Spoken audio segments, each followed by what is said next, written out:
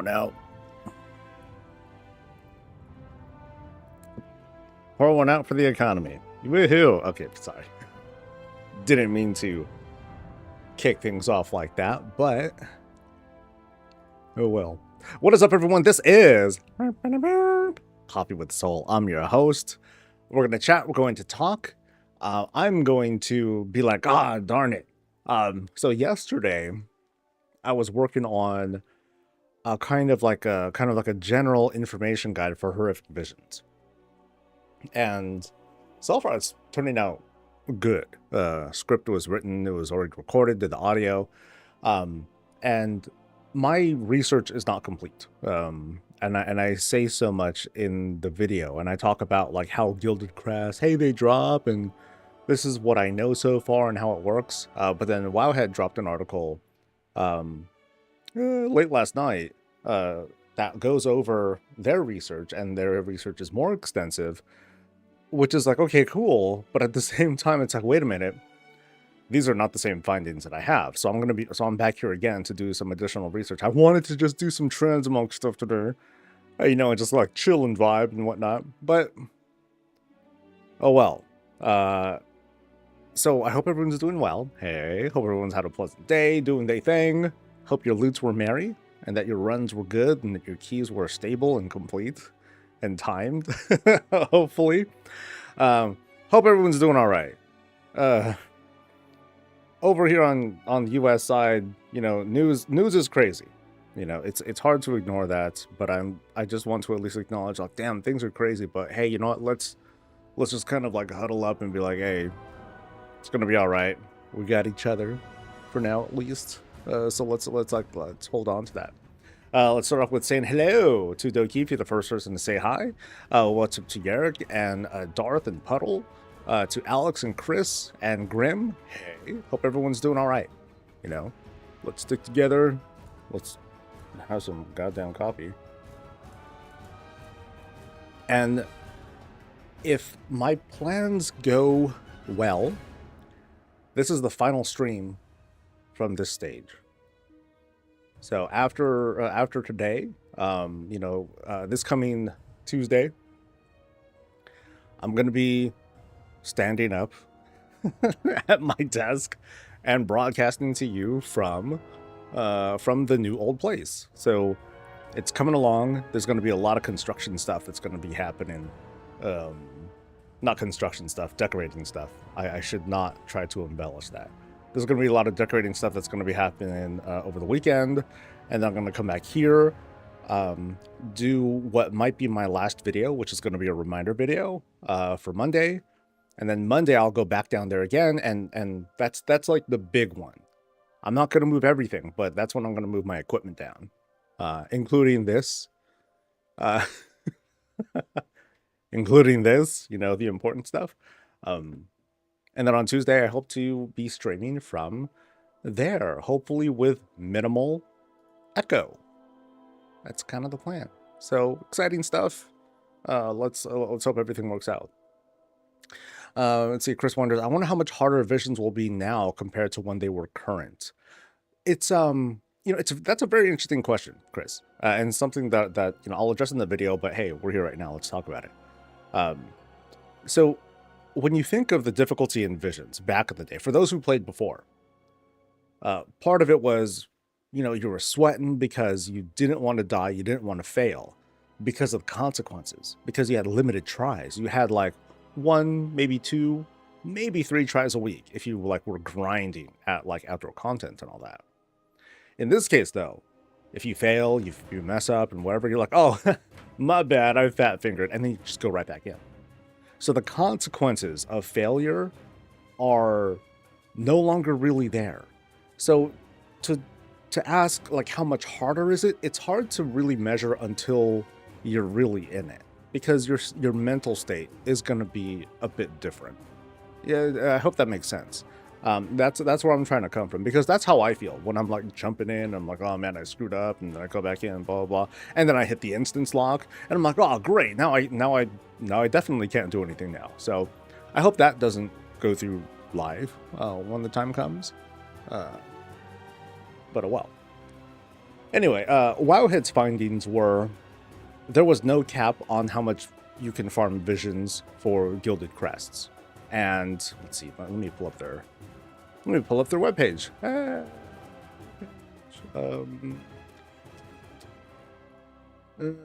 Come on, dude. Here we go. Okay, the Gilded crest dropping at 5+ masks. That is true. So their findings are, when you do 0 masks, you get 8. Well, starting at 5 masks, you get crests. You get 4, 5, 6, and 7. I went as far as testing 5s and 6s because I sucked and I couldn't do 8s. And I didn't want to bother doing 7s because I'm like, why bother doing 7s when I can do 8s? So my findings were, I can get 4 and 5. Now, what they're saying is, well, okay, what they're not saying is what happens when you keep farming the same Gilded thingamajigger. Oh, I'm sorry, when you keep farming the same vision level. So for those who were here yesterday, and I'm going to demonstrate this again today because now it's a new day and I want to see how the behavior works. I farmed a 5 mask, and I got 4 Gilded crests. I'm like, okay, cool. Then I farmed 5 masks again. Then I did 5 masks again, and this time I only got 1. And then I farmed 5 masks again, and I also got just 1. So those are my findings. And so you can't hard farm it really, at least at the moment. At the moment, if you try to hard farm it, you just get 1 crest, and I'm like, oh shit, is that it? Oh god. So no one in their right mind is going to spend 20-30 minutes or so to farm 1 Gilded crest over and over again. It could turn out to be it'll still keep dropping force, and they're still working on the system. We're still like a month out. Keep that in mind. So when I post this video to Saturday, it's going to be Saturday because I'm going to be probably back at the other house Friday doing more decorating and stuff. When I post that, those are going to be my findings, and that there's a severe diminishing return. Now, because it's a new day, what I want to find out is if this refreshes or if this renews each day, the amount of Gilded that you can get, because I'm not sure. So I might as well find out. So I'm gonna do a run, and my expectation is, do a 5 mask, and I will not, I shouldn't get gear because I've already gone through like the lockouts for like gear rewards. So I should just get like corrupted mementos, some carved crests, and like that's about it. So I'm hoping that's all. How's my back? It's all right. When I was walking up the stairs today, I was like, my back's not feeling great. But yeah, like the house it's still in not a great state, but just like for me to be able to at least sleep there and work there, it's almost ready.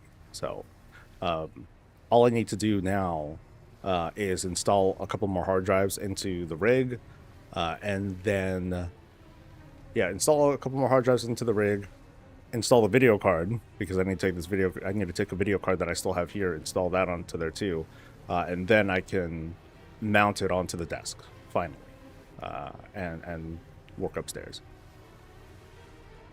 Maybe it's first time it's max crest, then anytime after it's, it could be that. So I want to like verify my findings before I'm like wrong. And for all I know, between today and Saturday, the what's it called? The realms could go down. There might be a new build. There hasn't been a new build this week. For all I know, as I do a run right now, they're going to bring down the servers. And then they're going to watch, and then from their offices, they're going to watch me on stream being like, okay, they brought it down. Great. Thanks, buddies. Someone was like, oh my god, 8 masks. Yes, there are 8 masks. So the gist of that is there are additional masks that will, make things harder. It doesn't make the gear any better. I want to point that out. It doesn't make the gear any better. But you do get more crests, and you do get bragging rights if you can pull it off. So that's kind of the goal of that. Not multitudes, but I do. I'm gonna use like most of the OG ones, but I'm also gonna use Nemesis, and actually I want to turn off Long Night. So now I have 1, 2, 3, 4, 5. The new masks are, I'm entertained by them. They make the visions into like this this different sort of challenge. It's tough. By comparison, 5 feels easy, but I'm using a fairly geared, you know, PTR powered character, so it's not so bad. Speak your mind. But I'm also screwing up a lot. Like, I'm not being super serious about it either. Yeah, it could be bugged, it could be placeholder, and there might be more to learn. I'm not sure. But in the meantime, you know, I'm gonna present findings and be like, hey guys, this is what I'm seeing. You know, feel free to react to that. Let's just be mindful that yes, this is just like what we're seeing on the PTR, and things can change over the coming weeks. The main thing though, like with this general guide, like, I'm not being very extensive at all. I'm not telling people like how best to do the visions or a walkthrough or anything like that. I'm just trying to tell folks like what are here like the major changes and dates to it that folks ought to be aware about. And the way that I'm coming off with this is the video will present itself as if it's a new feature. You know, I'm not going to do comparisons, I'm not going to do anything like that, because there are people who, you know, didn't do visions or like totally forgot, and there's no point reminding people of how things were back then. It's not useful information to get. At the same time, people who are acutely aware of how different it is, they might like it. Or, you know, they might be like, oh, okay. You know, even though it's like the same kind of content, you know, this is still like, you know, now that we live in a delve world, things hit a little different, maybe. Finally pulled the trigger and bought 1120 Sunfury signets for 347 gold to get Scries Exalted. Well, at least that wasn't like a big investment, right? That's a chill investment. So I'm concluding that despite how ineffective the corruptions feel, TD is still like the best. TD still feels good compared to like the other ones, which is also to say the other ones don't feel very good. They feel very sad. I'm like, oh man, what did they do? They made it so cool.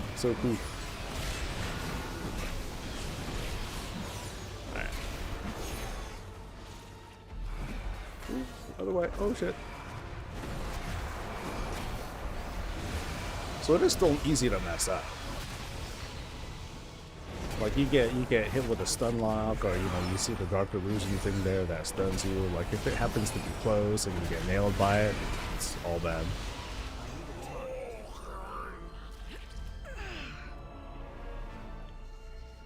I almost had him.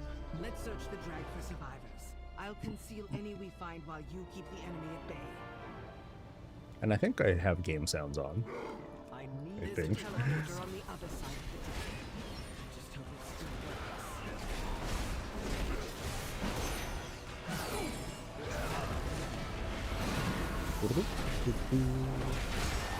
So I only want to do one run. That's the plan. I feel like I've done this. I feel like I've been doing. I pretty much been doing vision testing like all week, at least here on stream.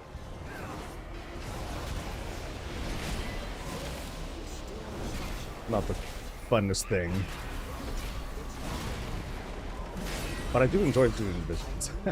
So this is me getting some early practice for when things go live. This is just training wheels though, because once this does go live, and I won't be able to do.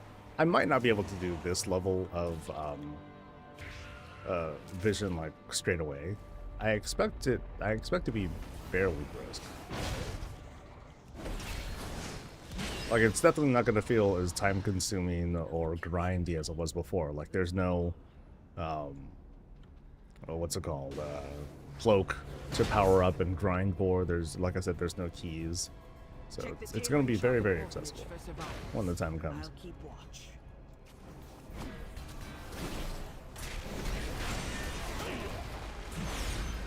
And then I'll have like a big beefy guide for horrific witches. I'm not gonna do like every combination, every class. I'm not gonna do what I did back then.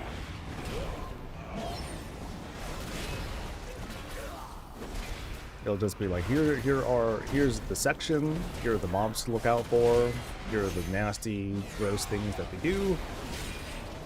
Look out. You know, how to do each of the bosses, you know, quick walkthroughs, because they're not super complicated. But there's like a little bit of strategy to them. Go down.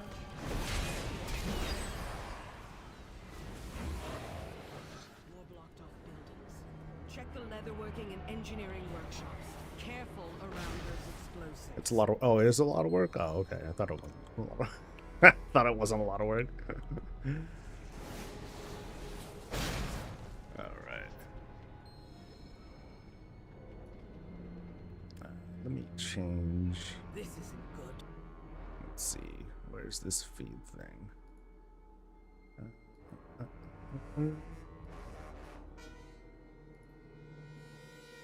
There we go.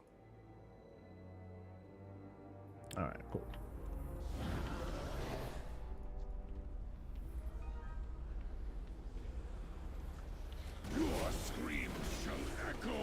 You know, so I'll point out, hey, you know, here are the abilities this guy does. Here's how to avoid the void torrent and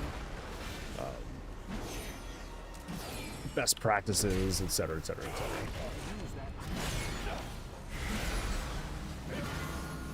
Unfortunately, you know, because corruptions aren't as effective as they used to be, they're sometimes you'd be able to kind of sort of, you know, not exactly avoid things, but sort of cheese things, because you just get so much extra food from this. Oh, I totally forgot that I'm Hammersmith again. Shit.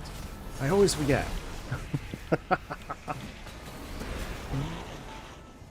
Oh, well, it's okay.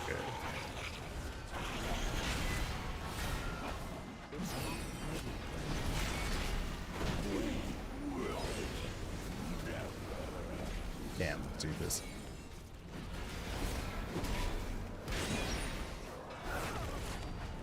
I also feel like when you're doing like the really high level stuff, when you're doing six and more masks, you find that, okay, maybe I should drink them potions and hopefully get some extra sanity juice from that.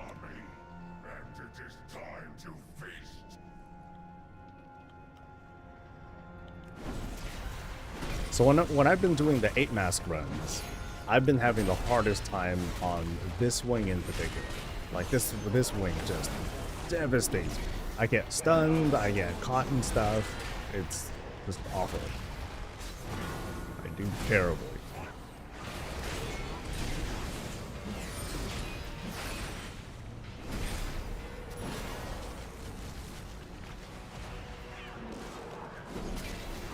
And it's mostly because one of the masks will spawn a whole bunch of extra dudes.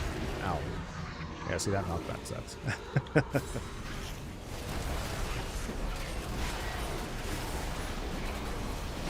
Yeah, like I'll because there's more dudes that spawn, you know, the number of mechanics and things you have to worry about, it increases by like a lot. So you almost need like a new, you almost need to take a new approach to visions when you use more of the masks, especially the ones that spawn more ads, because like here, this place is just like filled with dudes. It's crazy.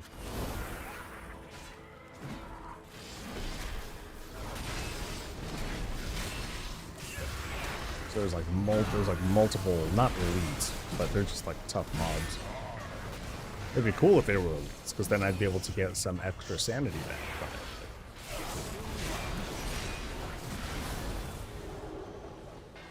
And then Gammon doesn't help, because the bastard stuns every, oh shucks, I'd say like every 10 seconds, with his, what is it, Thunderclap? No, War Stomp, there we go.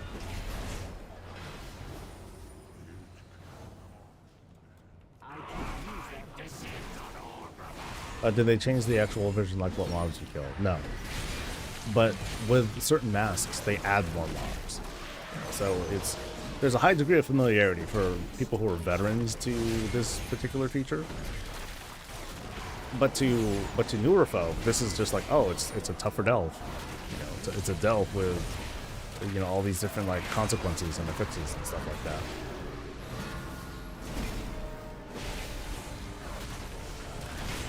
So the gameplay, I'd say it's as different as your class feels. You know, think of how your class felt back in BFA. It's no longer BFA. It's War Within. So that's how you would measure the difference between like, okay, cool. So I don't have Azurite essences, mostly. You know, I have this other stuff instead.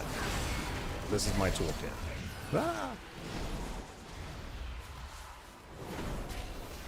So for me, it's like, okay, cool. I got Fan of Shields. I got like these other like little goodies. You know, this isn't so bad. Of course, I had other tools back then. It's like, okay, those were cool too. But... And by the way, this is a 5 mask, which maybe I'm not making it seem so bad right now.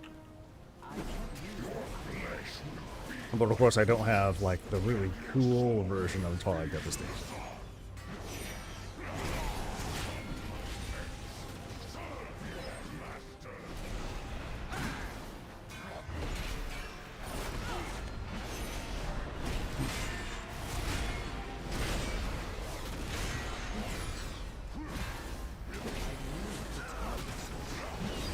Oh yeah, that's right. What's it called?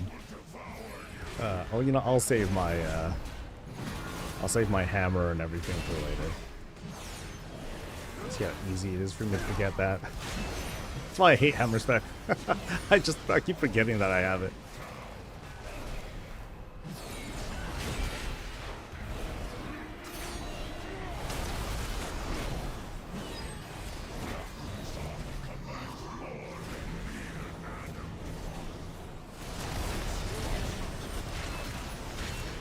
Yeah, almost good. Oh,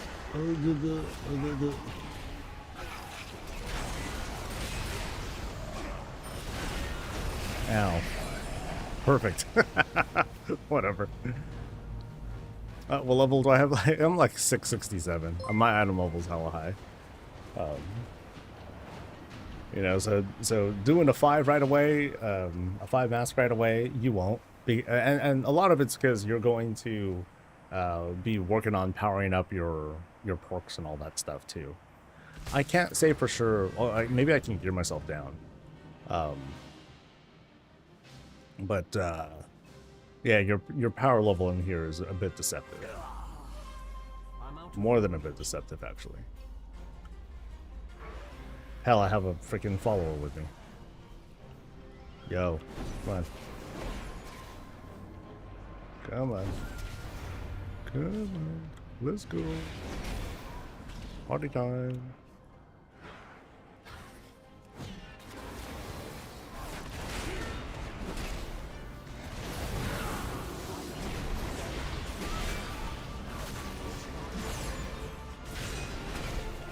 Big Mac goes to 5 and to $15 in 10. Really? Damn, I haven't had a... I've had maybe like 2 or 3 Big Macs in my life ever. I'm not a big fan of this sauce. Damn, is that expensive? Do gamers not understand inflation? Maybe not in, well, I mean, the WoW sub hasn't changed in 20 years. Hey! Champions, we're in need in your help. I remember seeing the Switch 2 announcement. I saw a lot of folks being like, not in this economy, yo. you know, I ain't paying that kind of money. You crazy. So I think that's gonna play a big factor in how people are gonna feel about the Switch 2 and all that. You know, we're gonna see like this kind of resurgence in cheap gaming, and hopefully so. Like I want to see like this cool revolution for like cheaper indie games and people just celebrating those things and, you know, having a good time. because gaming's Those expensive. corrupted totems be driving our shaman mad with You know, whispers. setting up my new rig, We need like, to destroy it's a them all. good couple grand that I've put into it so far. I don't even bought a new video card. I'm using an older one that I have. Because I ain't gonna pay no 3,500 bucks for a 5090. I'm going to I'm just gonna suffer like everyone else and just keep rolling the dice in hopes for a Founders Edition for 2 grand. And even then, it's like, god damn, dude. Assuming that price doesn't also go up, you know.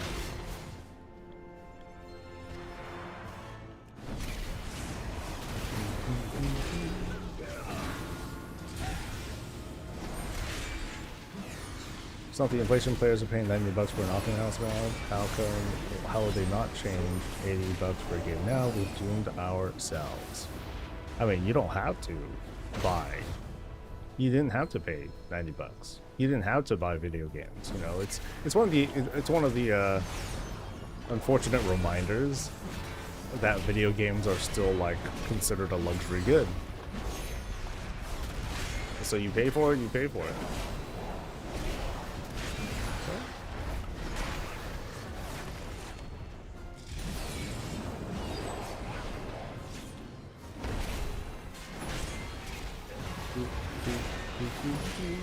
Oh, don't get.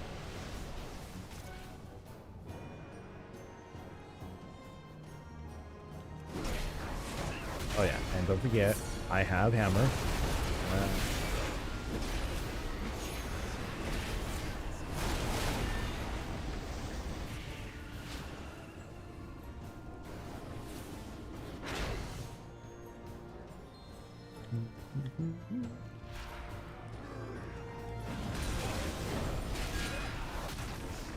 I don't mind paying 100 pounds if it's worth it. Sadly, most are not.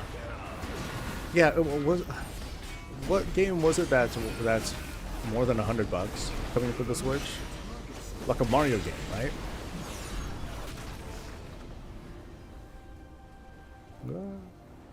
Okay.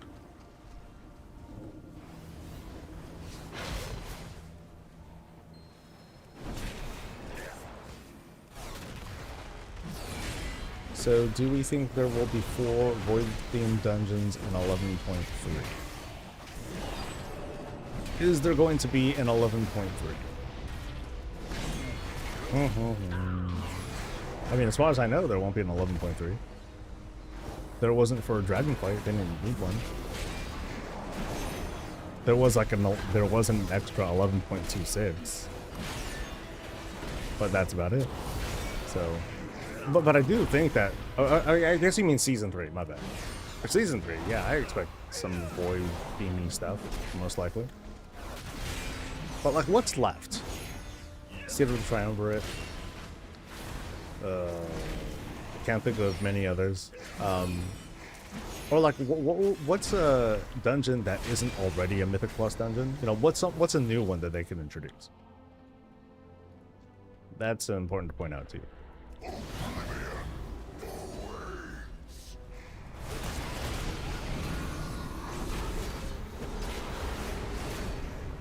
Oh, that's not it.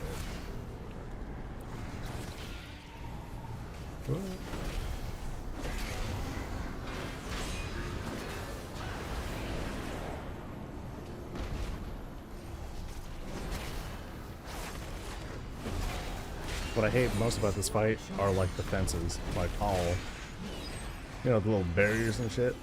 I'll totally like lose them. But oh, whoops.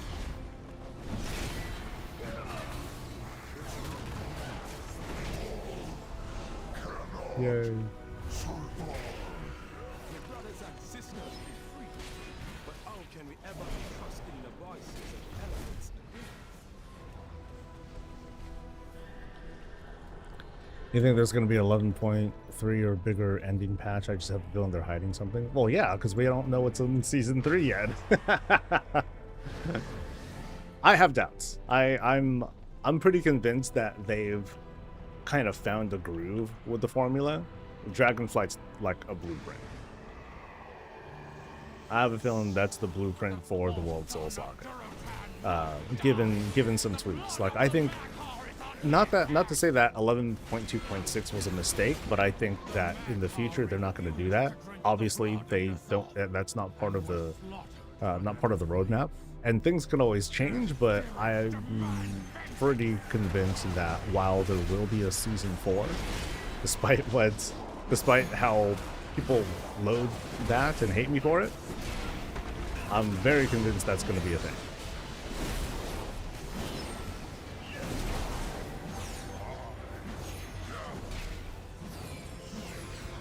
The roast. Come here.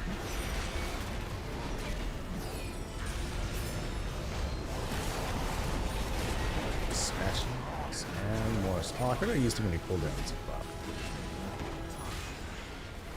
I don't want to sit on cooldowns though. I'll take my time killing these guys. How about that? Never mind, they're all dead already. Oh, bugger.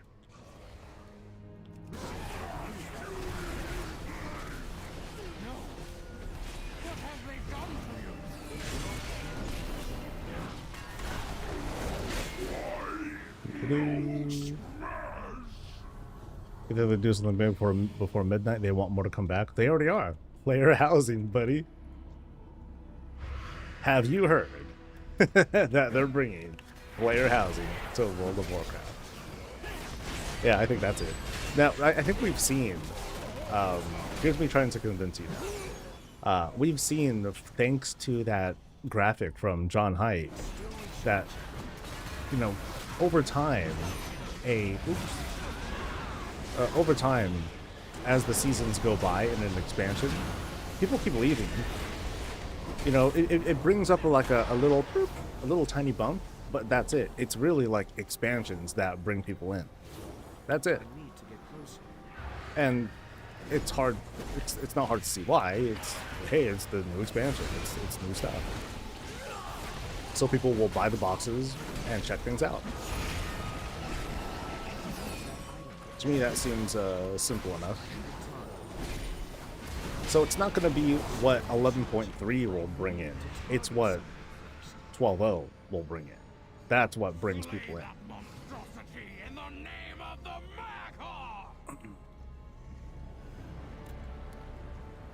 Been waiting for player housing for 20 years, but it's not enough for new players, just players like me. It doesn't matter. I mean, like, really, like, what, you know, let's throw all logic out the window. Oh shit. What would bring 1 million players in?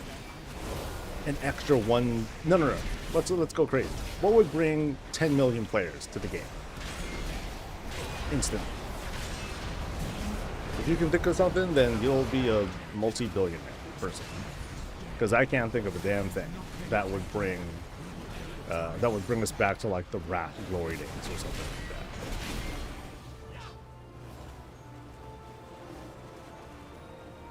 that. Zaltow's toes. It's not bad. You might be on the right track, dude.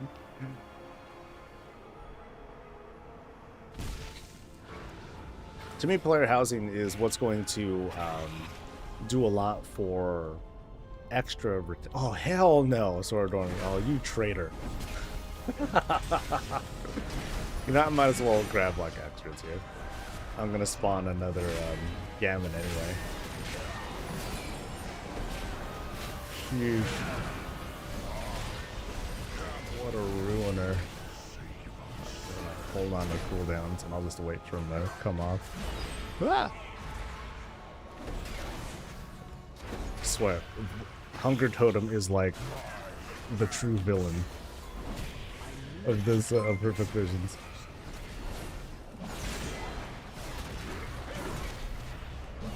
Anyway, it does matter, and logic works better. New players don't care about player housing like you. Yeah, so what would do it? Seriously, what would do it?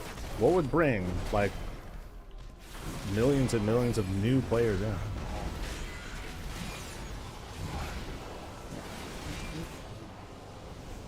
That, let me rephrase. What would bring those many new players in 7-8 months?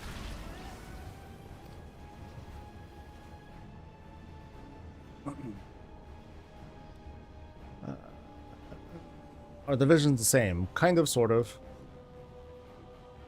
Kind of, sort of. That's the best answer I can give. There are plenty of players of other games that have been waiting for a while to have housing. I hold a lot of confidence for housing as not exactly like, oh my god, this is hype, I'm going to, you know, this is going to get me wanting to play WoW, but more like this is going to get me to stay. This is going to let me feel like invested into the game. Do I have everything up? Everything's up. Actually, no, let me pop this for safety. And where's the other thing? Oh, never mind. It don't matter.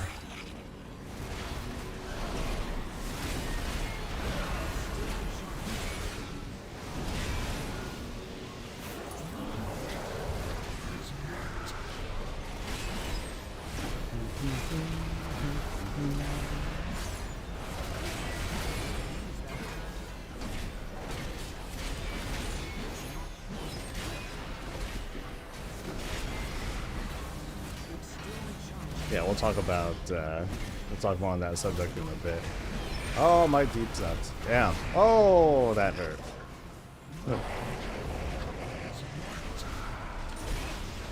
I lost a lot of sanity really fast.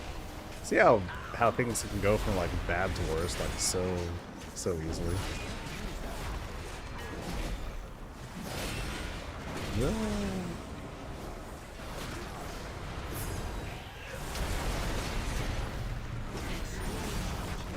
Thing.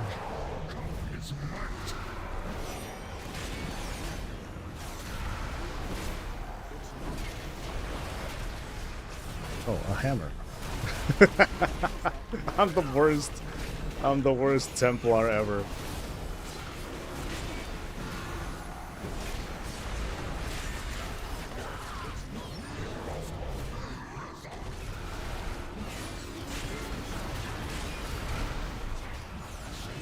Easy, okay. Vision exploration concluded. Initiating exit protocol. Player housing makes me feel at home within the game. Jam free practice, one for farming, one takes place. Well, oh, okay.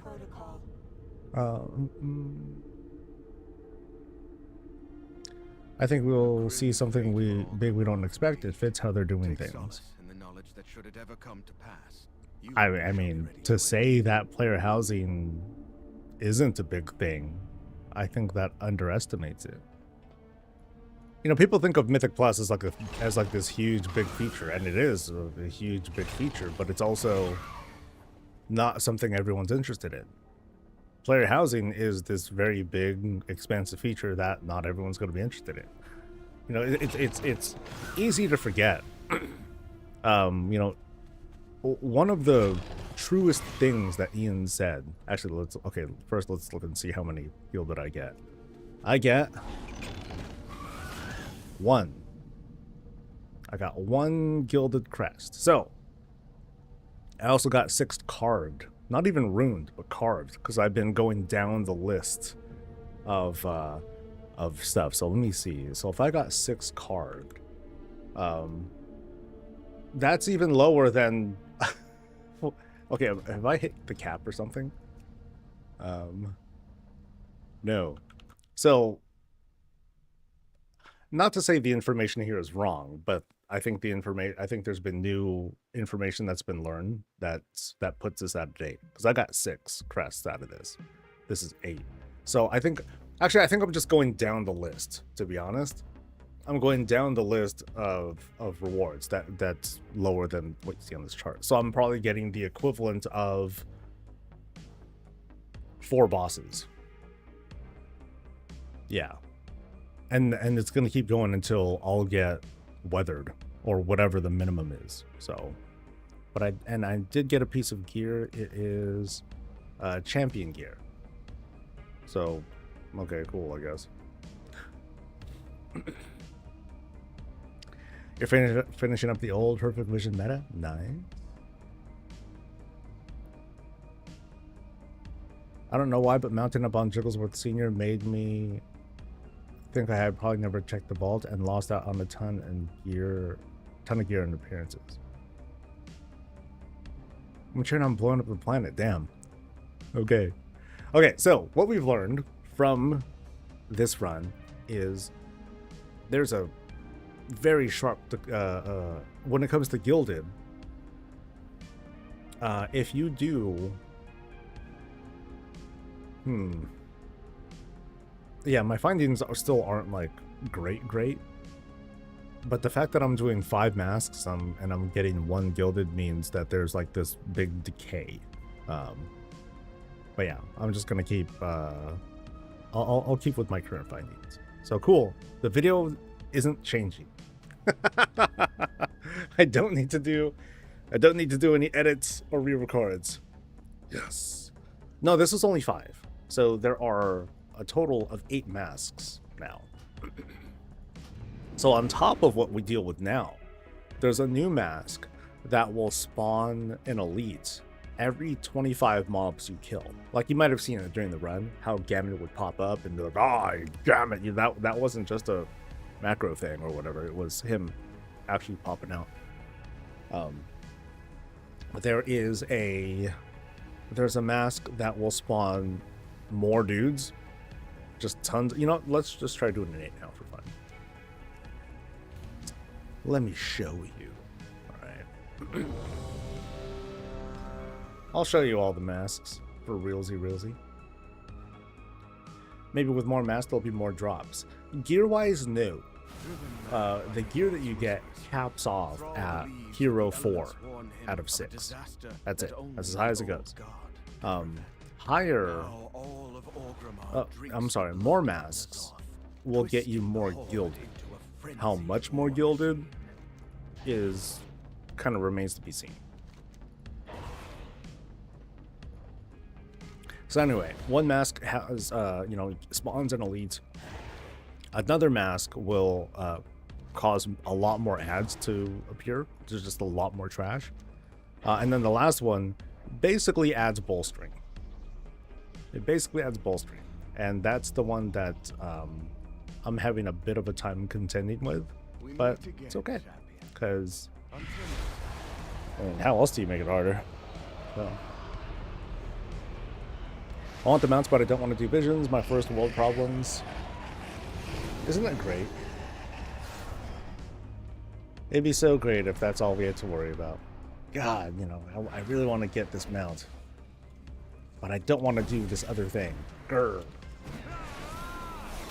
If only the world was so perfect that those were our biggest worries. I long for a world like that.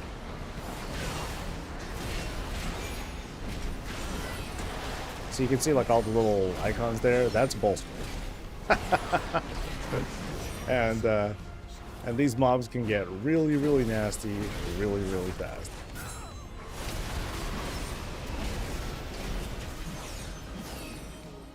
So it's in our interest to do our best to not pull too many mobs.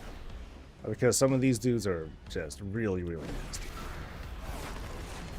So it's kind of interesting because it turns the horrific vision from this go to this be careful how you pull kind of thing, which I don't think is so bad. It changes the whole meta strategy of like what you should be doing. So like what just happened now is extremely bad because now I'm gonna bolster all these dudes. And now this dude's a raid boss. Now, thankfully, they gain damage, but they don't gain health. So I just need to, like, try to stay away, not stand in stuff. If I end up being in melee, okay, cool. Then unfortunately, I'm in it. But I can still CC them and everything. It's not like they become immune to stuff. There's Gammon. Hey, buddy. And so the advantage that you get with Gammon, and as you progress with Visions, is that he is like your sanity battery. He's the reason why you'll be okay, even though you're going slower and I'm losing some of my sanity here, because I'm kind of taking a while. Like, this dude charges up my stuff, and hopefully that sticks around. Otherwise, this will be, I don't know how I'll finish before losing all my sanity, guys. That is. So, hey, got my shit back. So I'm cool there. But yeah, it definitely makes Visions feel like more like a half-hour run. So they do feel long.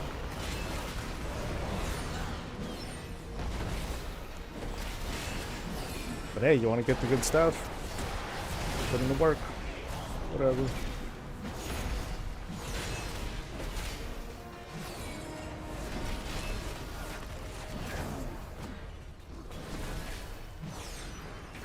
Does this give Vault or no? No. You just get gear directly. You just get gear now.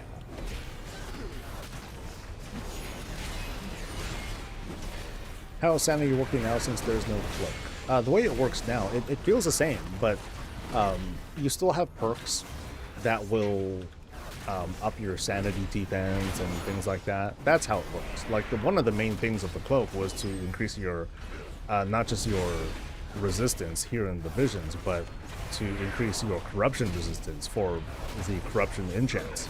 So that's no longer a thing. So you don't need the cloak for that. But the perks are built in these days. Well, one you develop a tree. You just plug points in, and so you can just keep hard farming Visions until you're done. There does appear to be a little bit of time gating with maxing out the tree, but there's also another progression where while you're in here, the Visions will track how many mobs you've been killing, how many bosses you've been killing, how many potions you've been picking up and all that stuff, and you slowly get perks from that too. So that's something that, from my testing so far, you can just keep going in over and over again in hard farm. So you can farm the meta progression early too. And I'd say, like, from the start, someone who is oh, this is bad. Oh, I did that. Hold on. God, not too much. Who's gonna be a raid boss? Oh, look at all that. Oh, that looks great. Oh shit. Oh, I lived. Oh, I don't know how I survived that. Let's see, 2 more dudes. Okay, so I will. So you notice, like, each pack just has more stuff. Some of it's just kind of random trash. Some of them are really, really, like, nasty mobs that you want to not get caught by. Especially the ones that stun you. That's pretty bad. You do have Twilight Devastation, but the teeth got knocked out of it. Like, you'll see me proc it every now and then, but the damage is pretty low. It does, like, maybe 400k per hit. It's not going to, like, suddenly one-shot a pack or nothing like that.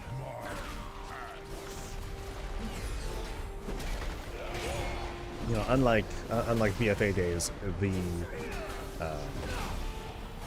the patch isn't centered around corruptions.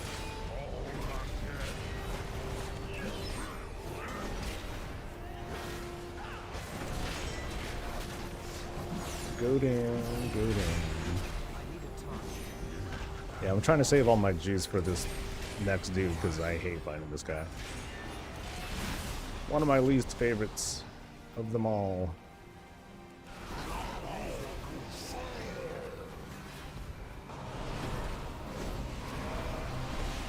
Because I hate this stupid AoE thing it does. It's so unreliable to dodge, and I feel like I just gotta keep, like, moving like a jackass the whole time.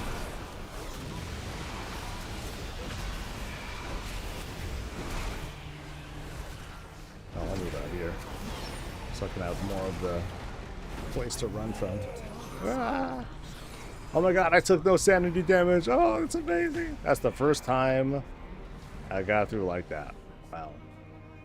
I'm fucked. I'm gonna... Something's gonna go wrong.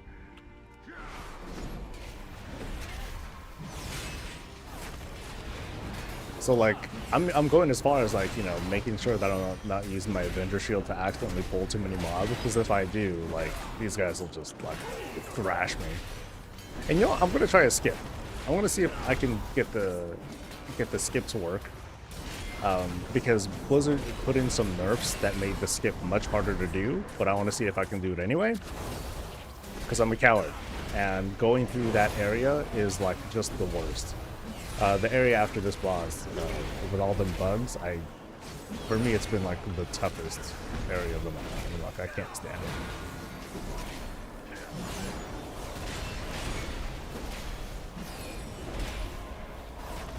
Sorry for the bad camera work. I'm like, come on, hurry up and die faster.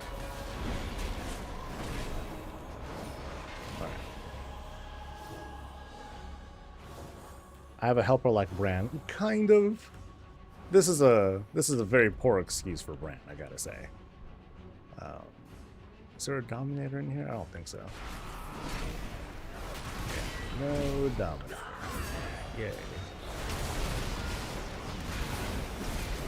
But the next one does.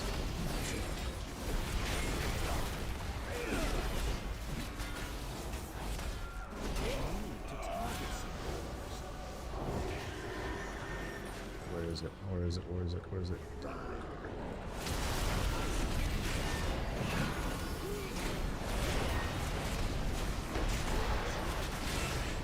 Oh, they're so big. Scary, scary, scary.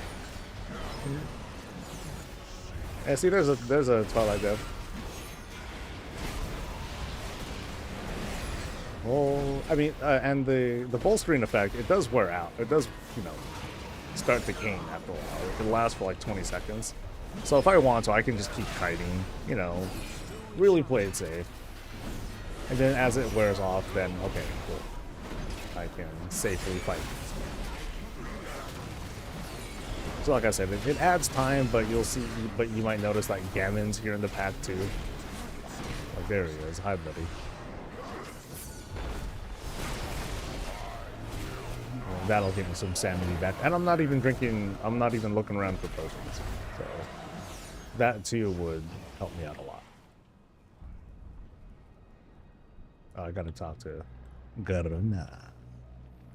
There's definitely a lot more mobs. Yeah, this is Chris, this is me activating all the masks. So one of the masks it'll almost double the trash. Maybe in some cases more than double the trash. And what makes it really painful is there's a bolstering kind of effect in place too.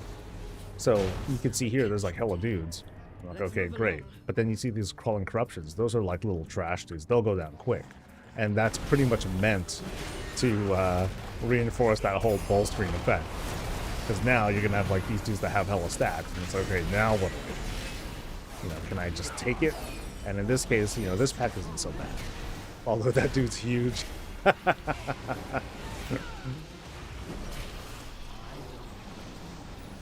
Yeah, so that pull isn't so bad.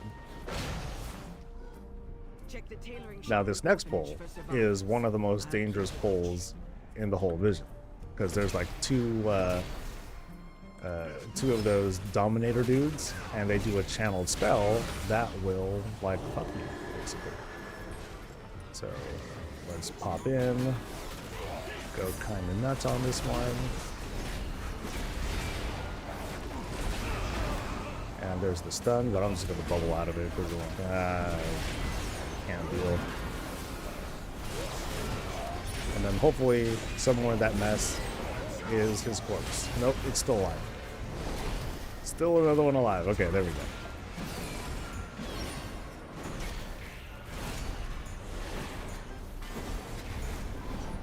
Yeah, because between like, you know, popping big and then dropping all these guys, they build up all them bolstering stats, and then you get stunned, and they're just like wailing on you, fully powered up. Oh, it's devastating. It can really mess you up.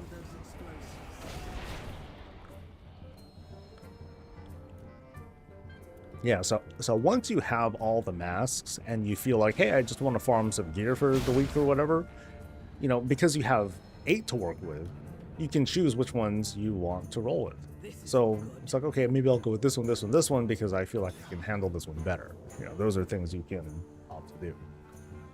All right, how do I do this one?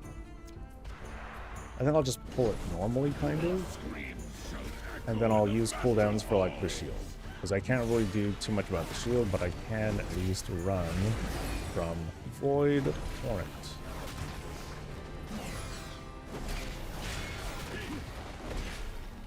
It just sucks because this makes the fight slow and dull and all that, but I'll take it. Yeah.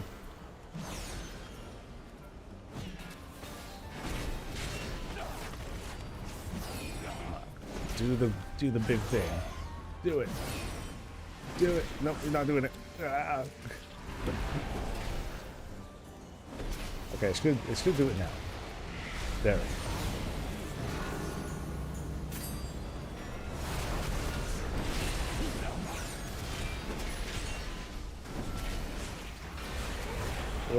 Oh, I have no bubble. Fuck.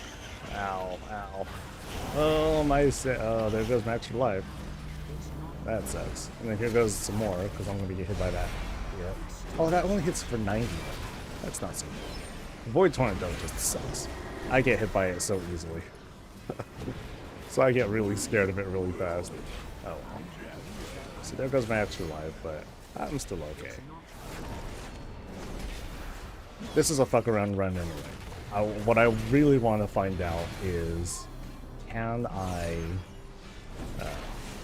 do the skip?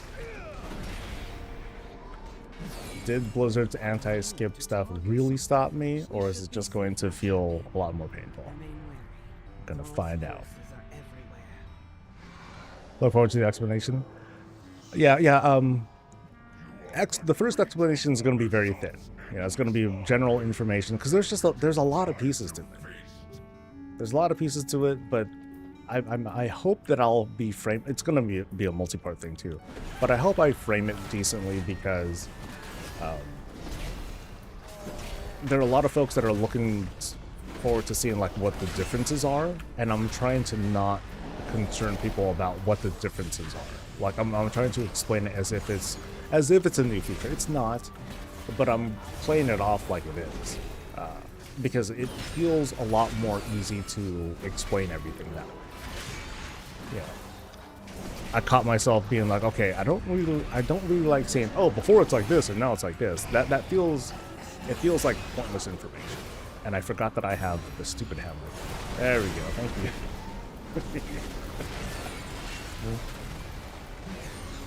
Oh, another hammer. Ah. I need the weak aura that just screams at me. Use the hammer, you dumb. Oh, and I bubbled like an idiot. God damn it, Soul.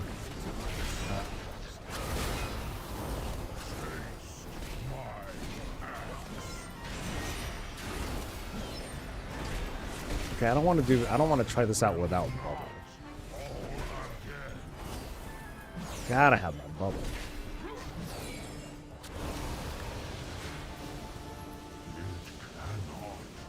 I guess I could wait, because that's the main reason why I wanted to come in here with 8 mass.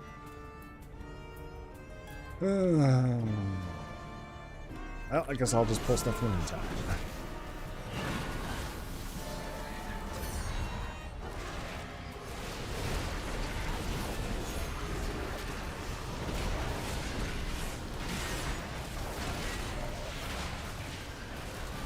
No! Jeez. Too soon. Oh, that's right. I'm also under the effects of Leadfoot. Oh, man, that's gonna fuck me up, man. Yeah. Oh, no. Leadfoot only kicks in when you're in combat. So if I'm here... Okay, so it's only slowing me down. Leadfoot isn't stacking on top of it. Alright, so I still got 85 long seconds. Alright.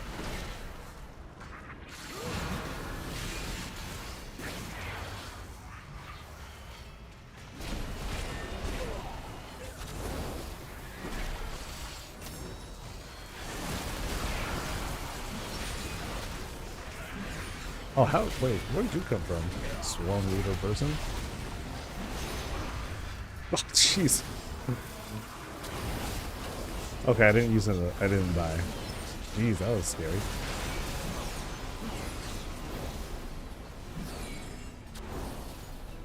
Alright. Is this live? How many gilded do you actually get? From a 5 mask, I get 4. If I repeat a 5 mask, I get 1. So depending on the number of masks, if you do 5, it's 4, and then it goes up by 1. So 4, 5, 7, I think at most. Alright, let's try the skip. Pray for me, buddies.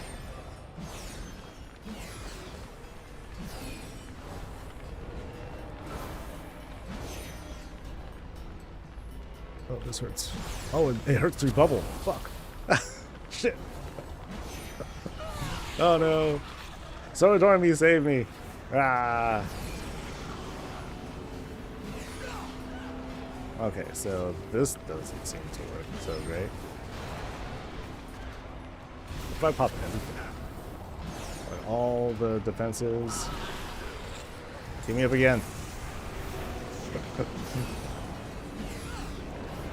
Okay, so bubble doesn't work, but it seems like defensives might. Almost made it. No. Do I have any more? Hook me up, girl. Yo. Okay, this is just bad. This is bad strat. Oh, no. I'm so fucked. But you know what? I actually did better than going through all that trap.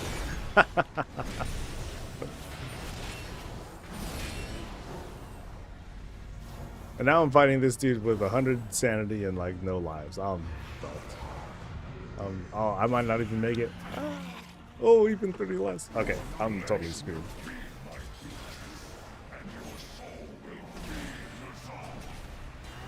Yep.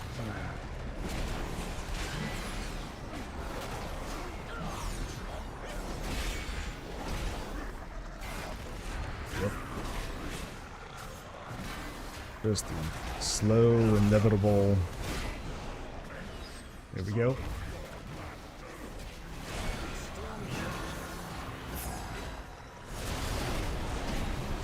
Damn, that's me just trying to kill one boar. One hit and I'm dead. Here it is. Oh, I didn't die. Oh, that's because my my Light of the Titan thing went off. Hey, that may actually hit this too. Oh, it stuns still. Right.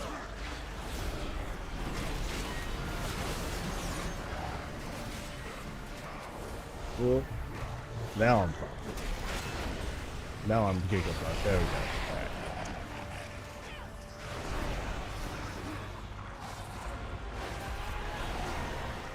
So no skim. Doesn't work. Okay. I think for now that concludes my testing.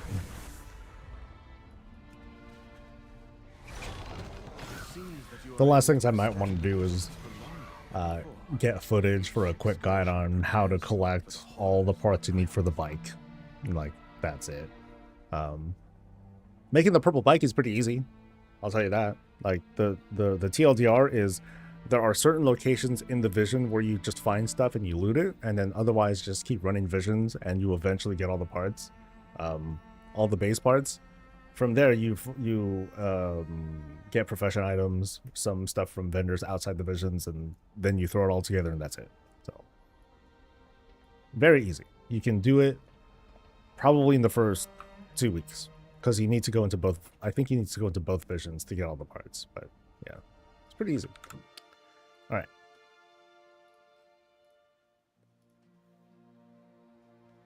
Now to satisfy the transmog crate. Fine. I think I've done all the testing I could.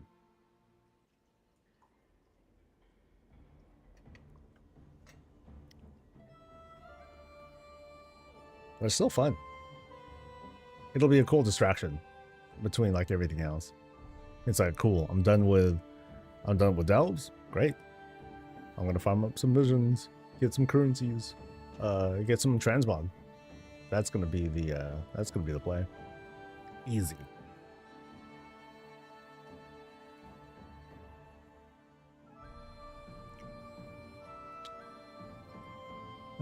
I think I made a response on it.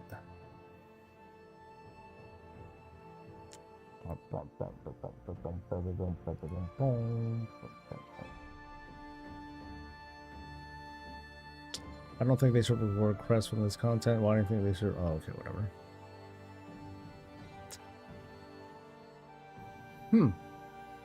Should they reward Gilded? I mean, it feels difficult to... I think it passes that bar of, hey, this is hard stuff. Let's hook them up with some Gilded. I don't think that's so bad. Yeah. But limited like delves. I mean, it does feel limited at the moment, because of the diminishing return. Like if you get, you know, once you, I'm hypothesizing because I can't clear AIDS, but let's pretend, like, where's that chart? I took it down. No.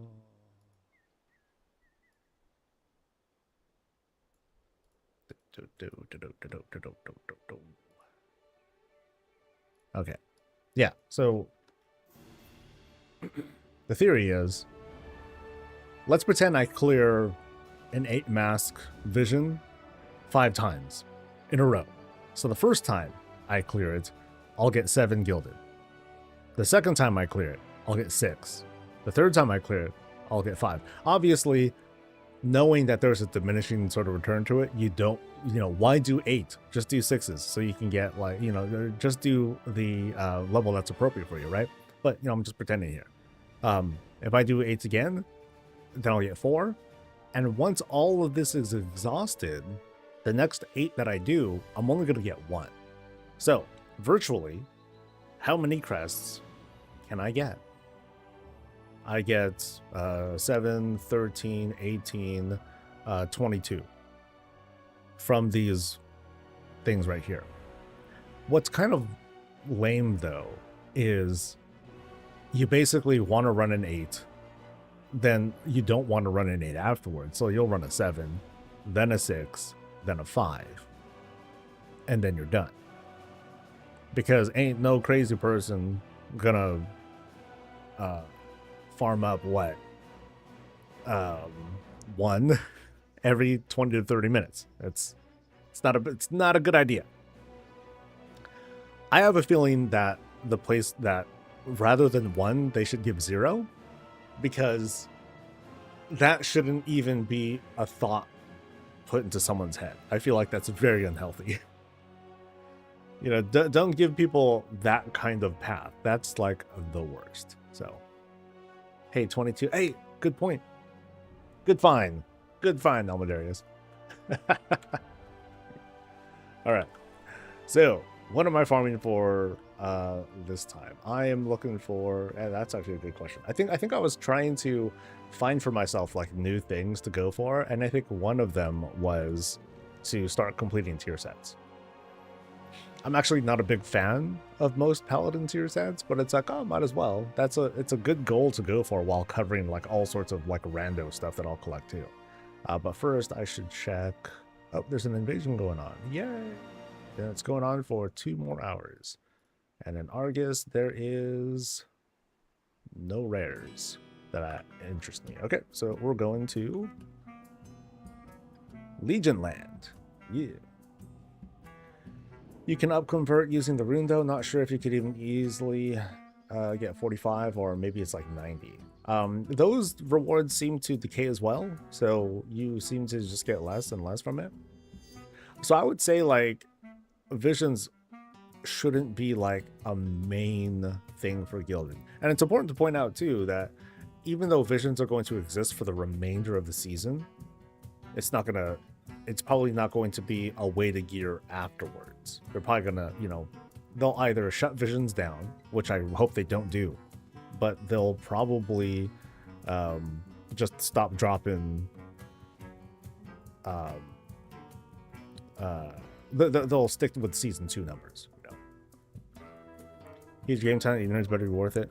Who's playing tonight?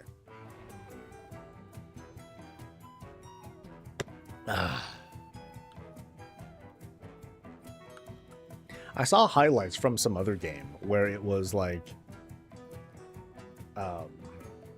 shoot, I think it was between Lakers and someone else. And in the last minute, the lead just kept changing and changing and changing. It was just a good game. And then Lakers, I think, lost in the end. But it was intense. It looked.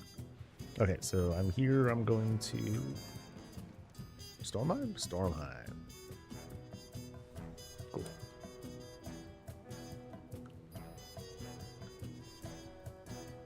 Warriors versus Lakers? Oh, tonight. Ooh, nice.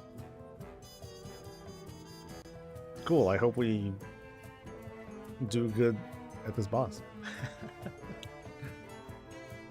No, I think we have the routine down. We just need to practice it. And you know, we kind of have. I don't know how well I remember, but we have the whole dance down as to like where we need to be, and folks just need to get used to that routine. Okay, be here, be here, be here, you know, and then reposition to this spot.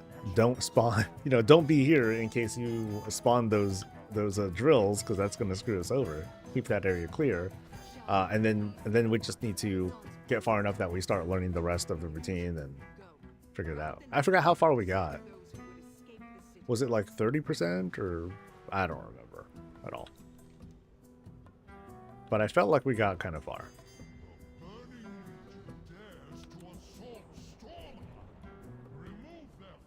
Now let's go shield hunting, dudes.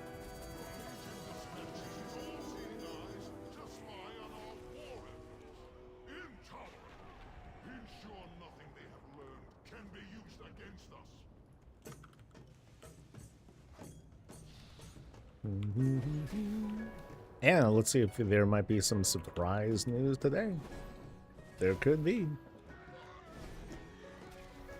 Come on, player housing shit. It's been like, what? Not a month yet? It's been a couple weeks. It's been a couple weeks and I'm hungry. People would love to know like how outdoor decor would work. But that might be its own kind of complication, because it's like, if people can see your stuff, what will the item budget be? You know, when you're inside the house, you know, that's like, you know, it sounds like that's personally instanced. There's its own like server space or whatever you can budget for. But then what about outdoors? When you have a neighborhood with like 50 people in it. And where's the... Oh, there it is.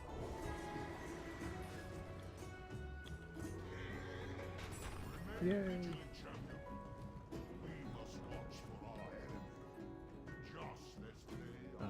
Then that one, that one.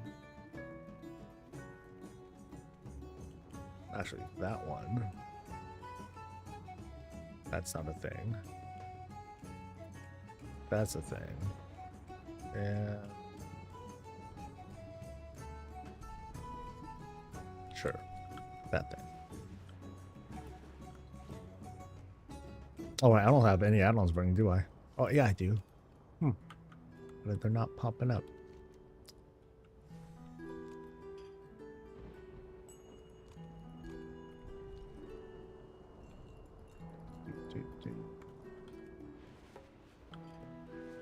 All right.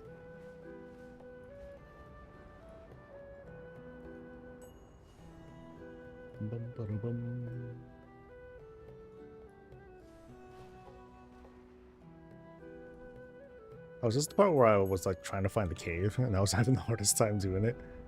No, it's not. It's just the one dude.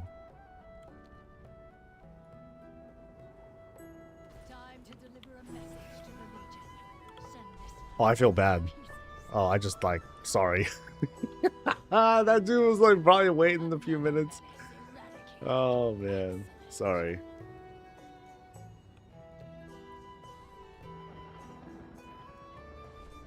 I mean, he would have one-shot it too, so that's my excuse. That's the excuse.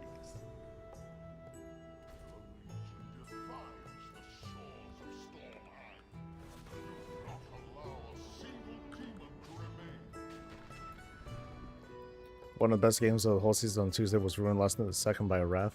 Lame.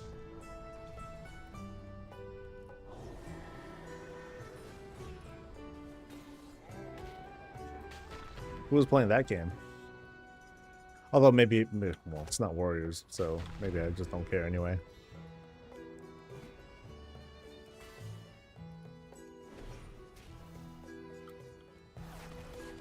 Ooh, I get to do the thing where I get to like look at everyone's item level again. Ooh. I feel bad. My item level has not gone up this week.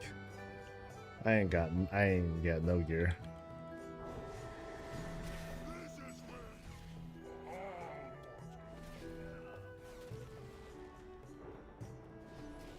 Oh, I remember this one now. Yeah, that's right. I had to click these too.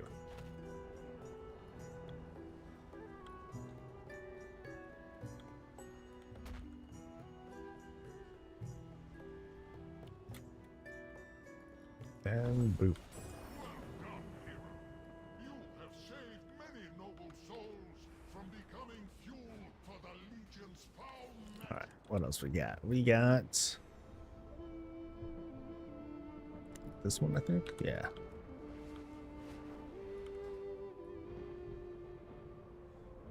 We're gonna filter nerds in all these bugs. No, I just like showing off because like people will start. People will like have like their little competition and all that. Like, oh, my item level's only this high and blah blah blah. You know how some people will behave like that.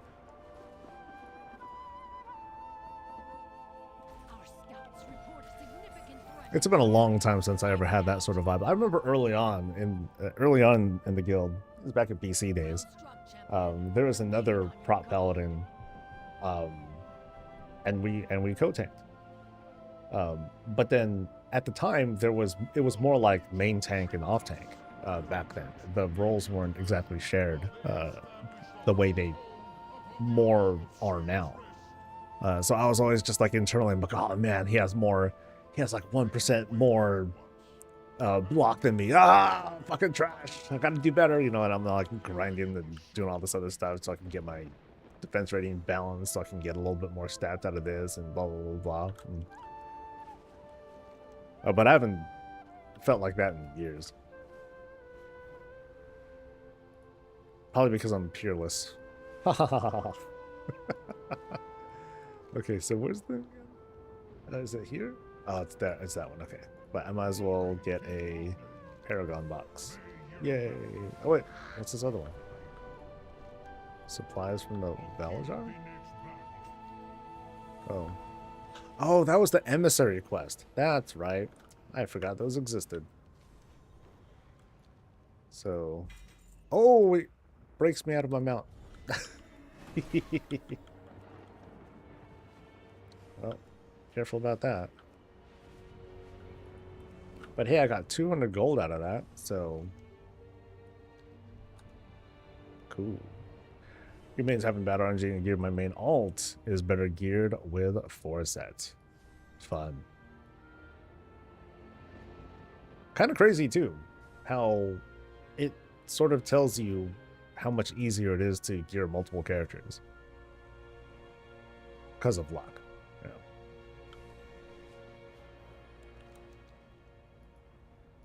So now you get to play like you're a world first raider. It's like, I guess I'll play the character that happened to get better gear this week. Hey, hey.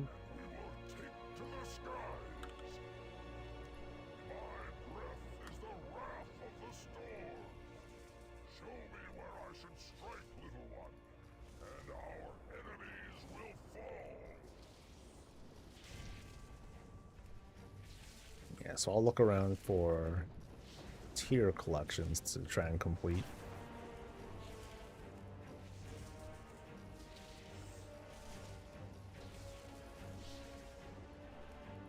Hopefully, hopefully that one person who was doing the world quest here, that they'll be around, so to help me get a good queue. I think last time I was waiting here for like 10 minutes.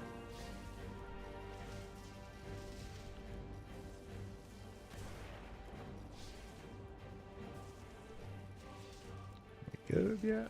Almost good. This should do it.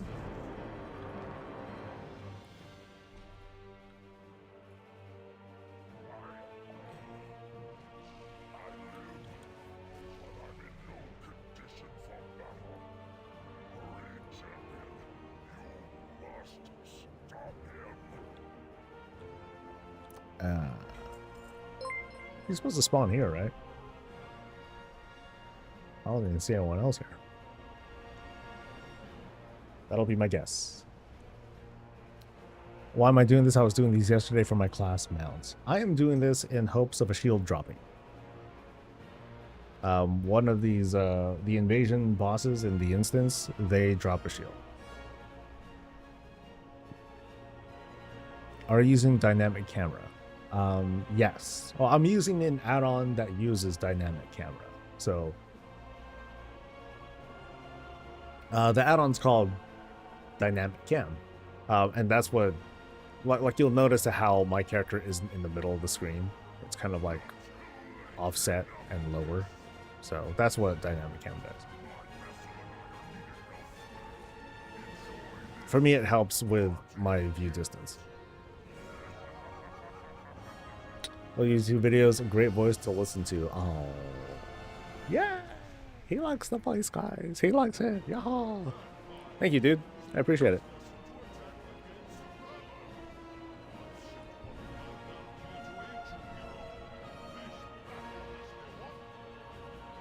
All right. I dwell in the Shadowlands.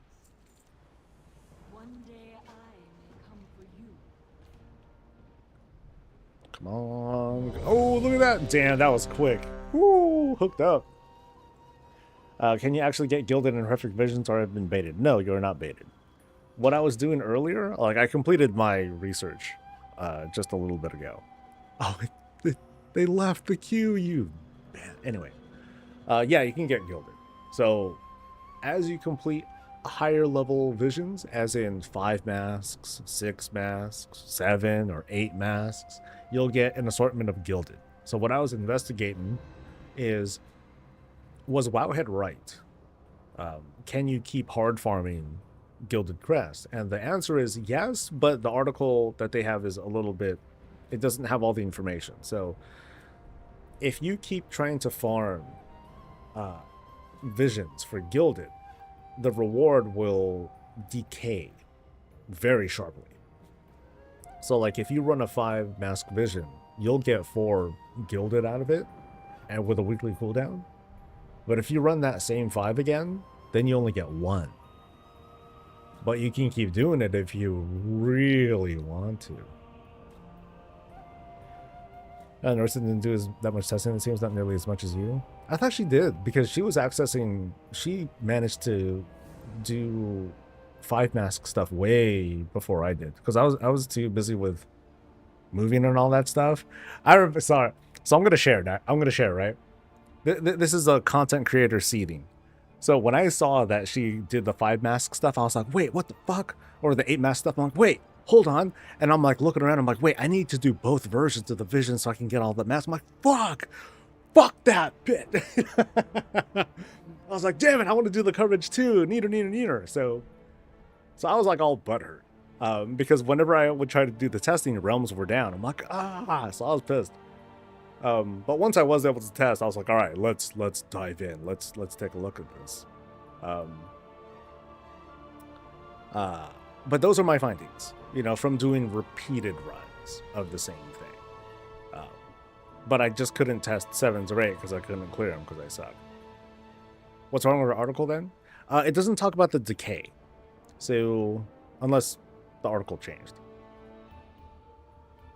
So,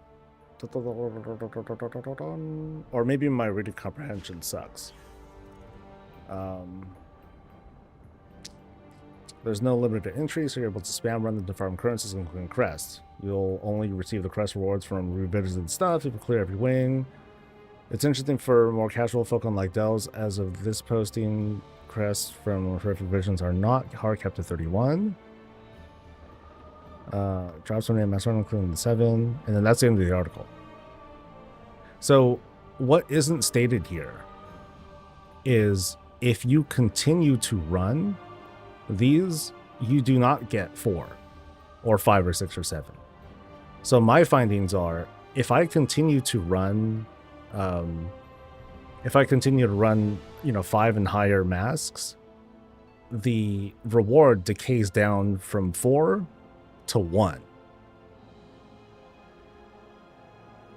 So that's what I mean. So the whole thing about being not hard capped or being able to spam run them, it's it's true from a very semantic, technical sense, but it doesn't have all the information. So so adding the whole thing about how it decays to 1, I think that's important to point out too.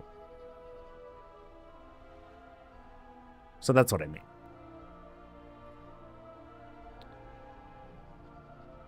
Can you do 5 for a 4 and then a 6 for a 5? Yes. In fact, that's the rule right now. You have to do each of these levels. Because it's not a good idea to do 8s over and over again, so you can get 7, 6, 5, and 4, because that's how it works. Like, you just kind of go down the list of what the eligible reward is. So you don't want to do 4 8s. You want to do 1 of each, so you can get the reward and not have to work as hard, if that makes sense. It only somewhat makes sense, because this, you know, follows some of the old rules and old system, and maybe it'll change. But she's giving her findings. I'm gonna give mine on Saturday,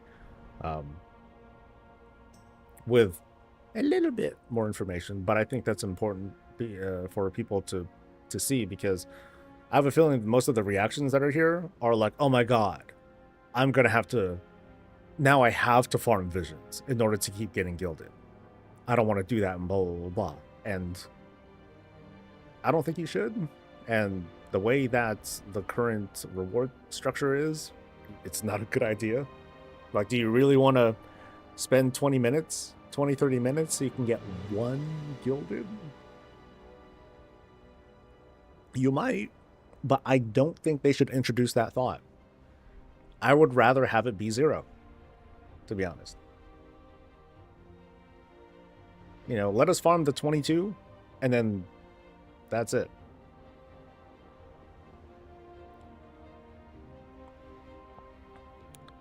It's still kind of the min-max, and I won't be bothered with.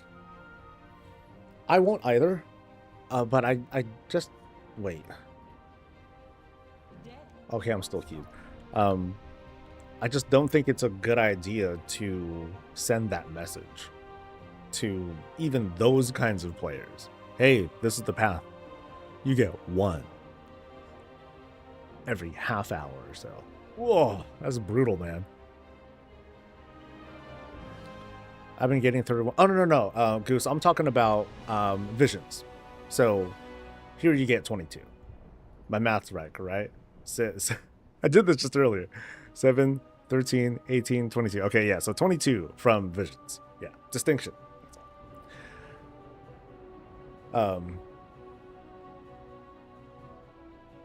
Those wave lure things for underpin, can you use multiple per week and just give map? Or is it map hard cap 1 per week? 1. So just do 1. So wait till you're like almost done, Oinky. So that, because like when I was doing it this Tuesday, I was just kind of doing my thing, and then underpin happened to spawn. I'm like, yeah. So I saved 1. Our visions gear drops that great. Let me tell you what they are. If you do a 5, never mind 6, 7s, and 8s, because you don't get anything extra from that. If you do a 5, you get 4 out of 6 hero gear. Actually, Wowhead has a more complete chart because that's something that I did not completely investigate. I don't have all the info on that either. But they do have. Here we go. So here it is. So 4 of 6 for 5 masks.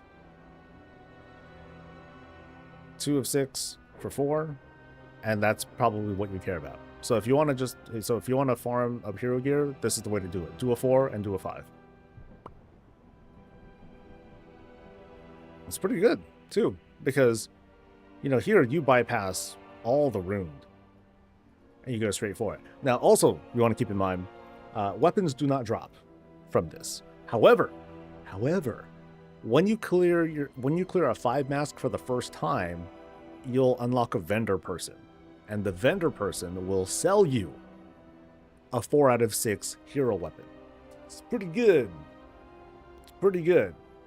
Maybe not so much for people who crafted, but pretty good. So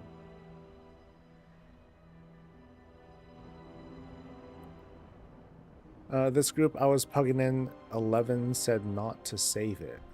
Thought it would give. No, it doesn't give more gilded. Trust.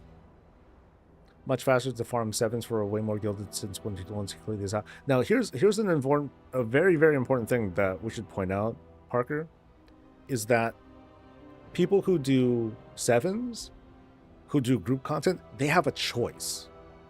They can choose to do those things. There are people who just don't do group content, and so while you have a choice, and you'll make one, other folks don't so much. They're left with, okay, this is what I have on my plate now, and so we got to consider like what that player behavior might be as well.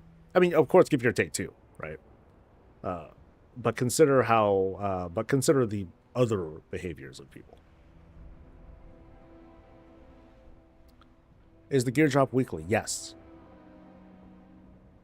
So each week you can do the 4 and the 5, and you can get 2 pieces of hero gear. It's kind of crazy. You get 2 pieces of hero gear from Vision, coming in 11.15. You get 2 heroes from Visions. You can buy 1 weapon, so that's like a great way for like alts to get started, or just new characters.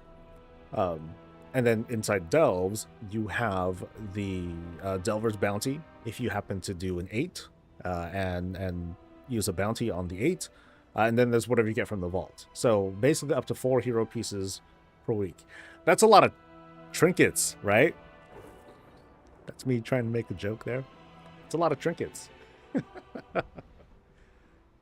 Just kidding. I don't think trinkets drop from Visions at all. I don't think I've seen any.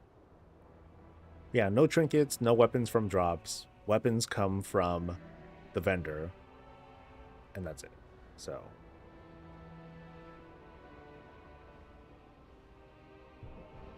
yeah, so here's the thing about weapons, and there's no trinkets. I also double checked. There is no haste. There isn't a very strong haste mastery neck that comes out of Visions either. So for those of you who are like, oh man, I gotta keep farming Cinderbrew Meadery for a good haste mastery neck, yeah, you're still gonna do that. So sorry. I tried. I looked. True, they need to have catch up for the people who missed 3-3 from Delves. I still think there's a chance or an expectation I have that when they lift the crest cap from, whatever, that they should lift the cap from Delves as well. It feels fair. But then again, the whole cap on Delves hasn't been entirely fair anyway. So, what's up, Bunny? Yeah, I think if there was at least a catch-up, that would be fine. I'd be cool with that. As of right now, is there a competitive aspect of Perfect Visions, or is it just going to be catch-up or transmog? No. There's no competitive aspect. There's no myth track gear that drops from it. So, yeah.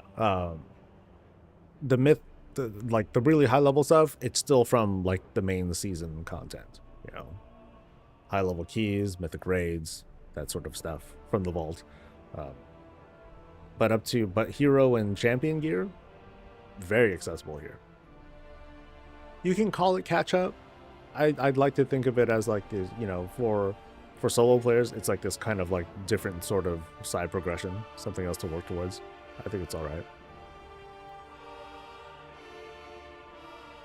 If I do my 4 bountiful 11 delves a day, I should get Gilded Crest until cap, not 3 per week. I agree. I buy into the idea of still having like a limited number of Gilded that you can get, mostly because there's no reason to have it be there's no reason to have that much more. But I do buy into catching up. So like if I made a fresh alt and I'm able to do 11s and do all that stuff, I'm still only going to get 3 chests per week. I feel like I should be able to get like as many chests as everyone else has ever gotten, even if it's still not like the Gilded cap, because frankly, like, you can math it out. You don't need the Gilded cap, or solo people don't need the Gilded cap because they don't have access to myth track gear. Thank God I've been waiting an hour. I've been waiting 8 whole minutes. This is unacceptable. Follower dungeons, Blizz. Yeah, I was saying the other week, like, I really hope they go through and, you know, when the Legion remix becomes a thing, and if this is the thing again, that they add, like, followers to, like, the legacy version of this. You know, let us solo this, man. It was kind of a pain, man.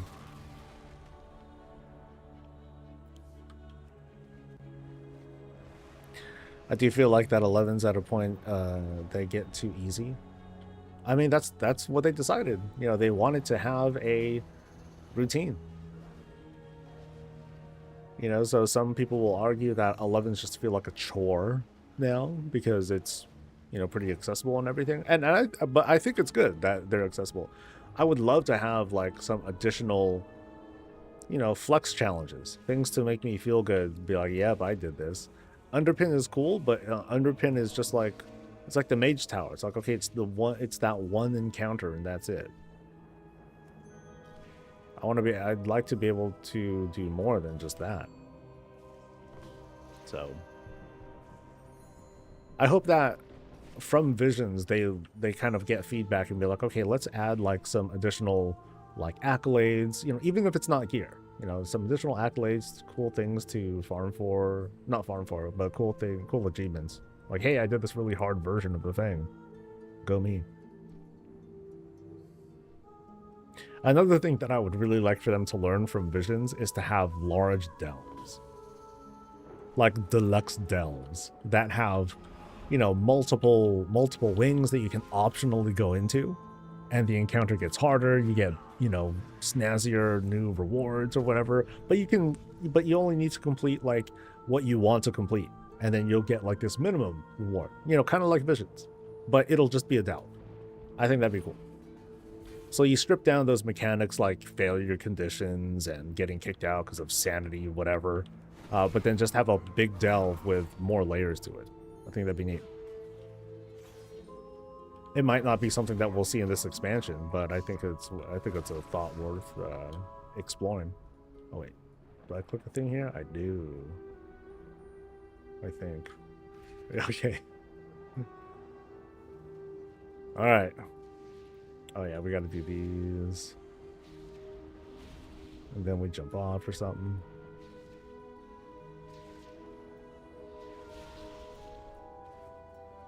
You got that. All right, moment of truth. Come on, shield. Nope, denied. Okay.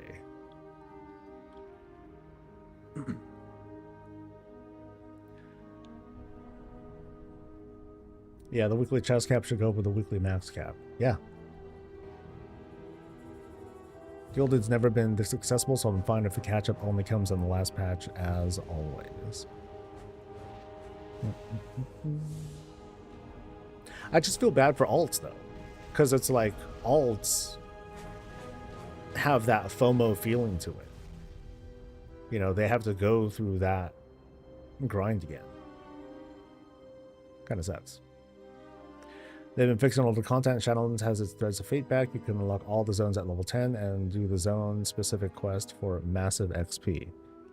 Well, I think that was... I thought the Threads of Fate thing was a bug. Right? I thought that was a bug. Oh, hey, there's 2 Odins. Twodins, even.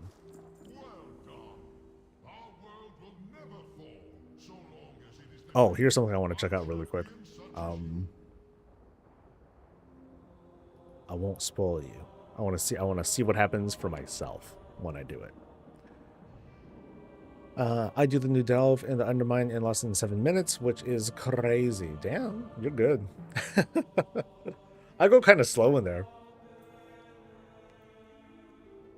Like I'm even in delves, I'm not like a big go person. I'm just like doo-doo-doo. I'm vibing. There we go. I go at vibe speed. And my vibe is chill. It wasn't a bug, it was removed in Dragonflight. The skip option wasn't a thing, and that wasn't a bug. Okay. So it's the way they did the zone stuff. I was mostly looking at the old sentence.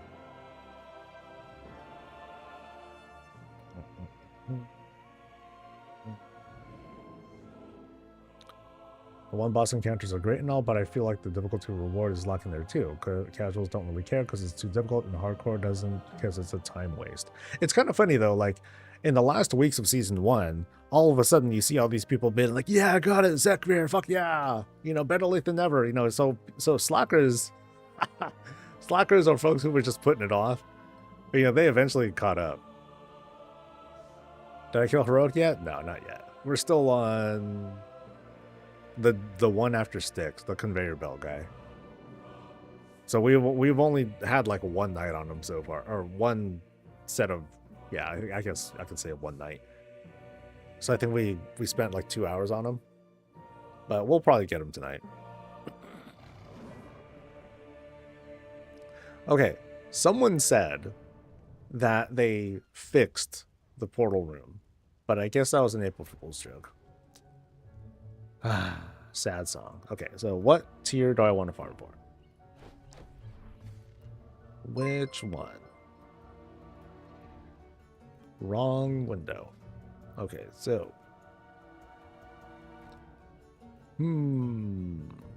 so if it's green, I am not done.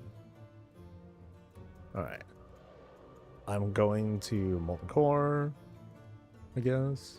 I guess. Serpent Shrine. Haven't done that yet. Damn. Belt of the Guardian is a profession thing? Wild. And I'm not that one black. It's always legs. Swear, man. It's always legs. Oh, you know, okay, so let's go to Molten Core. Alright.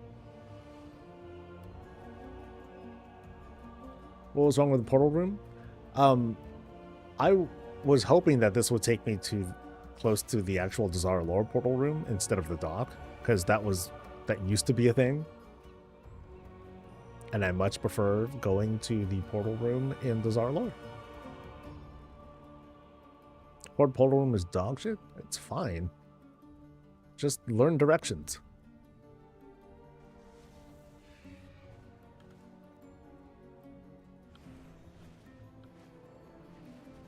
I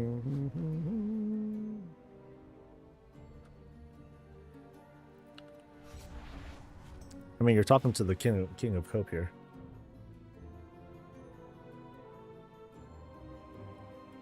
I haven't had problems either.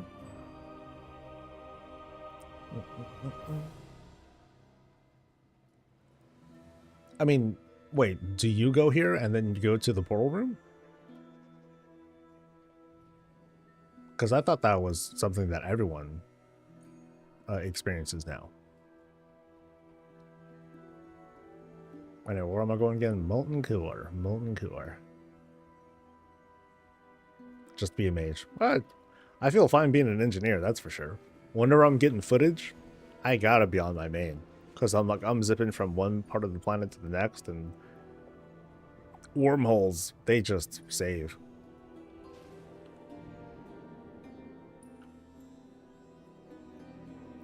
Since we're mindlessly grinding range, do you think Scarlet Monastery will release a dungeon set for midnight, or will it be a mega dungeon in the expansion? Also, is there a Scarlet Raid in New Hearthland? I kind of wonder, like, once upon a time, or hell, okay, maybe not that long ago, I've talked about how if they release something in Classic, they should release something in, you know, the modern game too. Doesn't have to be at the same time, but eventually. And I think that'd be cool, because it just means more content for everyone, right? And people don't have to feel like they're being left out because, oh, you're not playing, you know, you're not playing Classic and stuff. I don't feel, maybe it's kind of hypocritical, but like I feel like it's not okay for the game that is rooted in the past to have exclusive content. I feel like it works better the other way around, because, you know, in the modern game, the future just keeps moving forward. But as long as they release on both eras, that's cool with me. I don't see why not. For all we know, there could be a Grommash Last Stand dungeon at midnight in Ashtonville. I feel Assad was a testing experience for content that they are releasing. Let them. You know, let them test and experiment and do whatever the hell they want. I mean, I'm calling Horrific Visions a kind of a feedback portal for future delves. So, you know, whatever works. And if it turns out we're right, then we build clout, which is a important currency to have in the internet, right?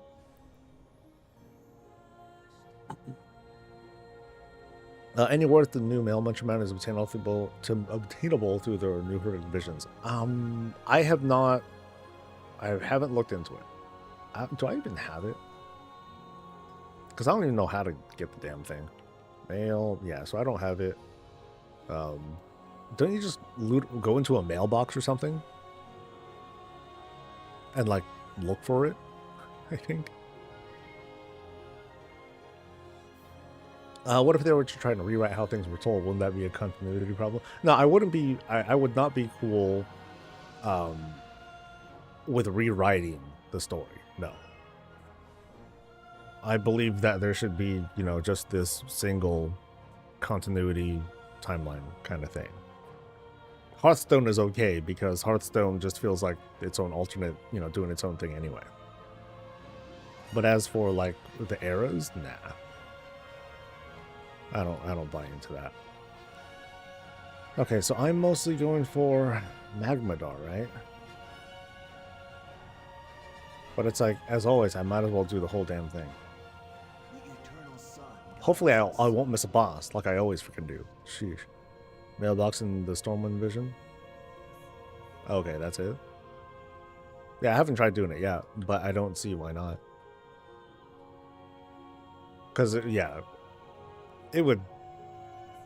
I guess it does suck farming for that thing, because you gotta go through all the steps of getting into the vision in the first place. One nice thing that they could do, and I haven't seen on the PTR yet, is if they just, like, eliminate the entry fee for the old visions. So that way people can just farm for it. That'd be nice. Oh, forget my douses. Now I'm forgetting bosses, which is like worse. Oh well. If the new mail toy doesn't look like... Wait, what new mail toy? I ain't heard no mail toy.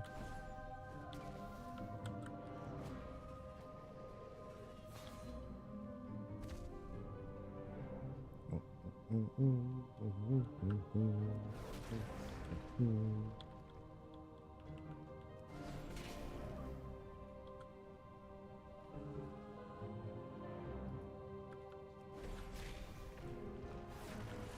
do I go again? Oh, I should know where to go.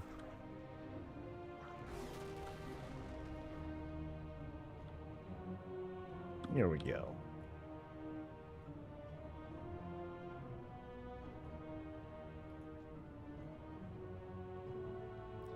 One of the new vendors at Renown 6 has a male toy. One of the new vendors. Which Renown are you talking about?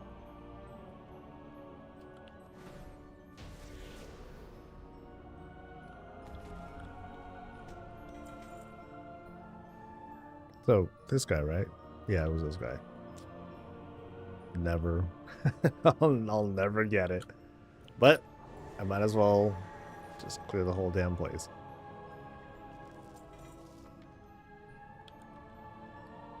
Ooh, my inventory is looking bad as usual. Pretty sure there are 4 or 5 locations in the mailbox in both visions. I've opened up some mailboxes, but yeah, I never got anything from it. Run it with alts? No way. Alts.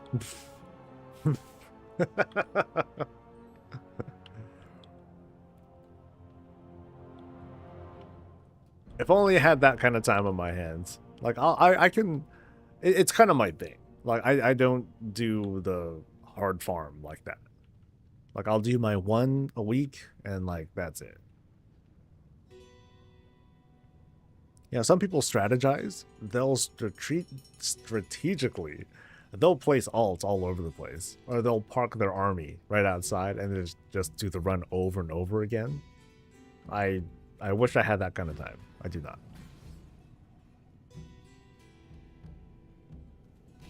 Like, the people who would regularly accuse me of, oh, you have so much time, you're a streamer, you play 26 hours a day. No, I don't have the kind of time you think I have.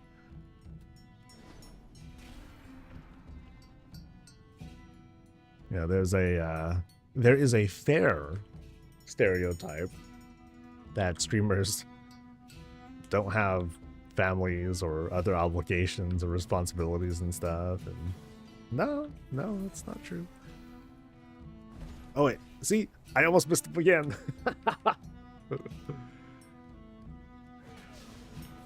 Bad.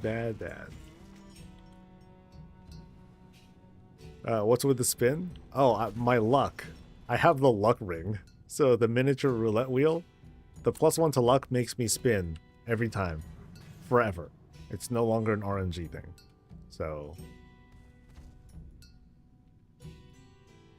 enjoy the nausea. Or whatever. Strategery, there we go. Well said, Gears.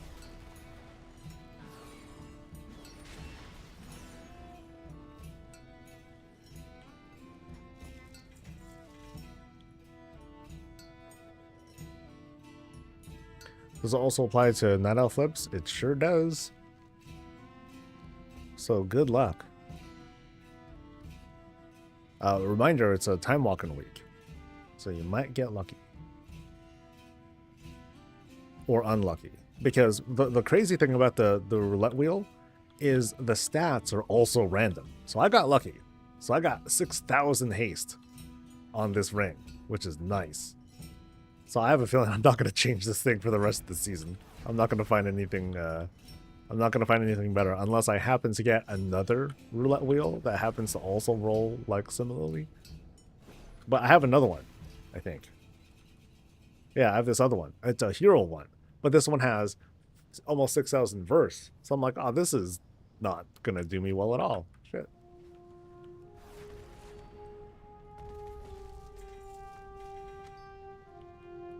So, bummer.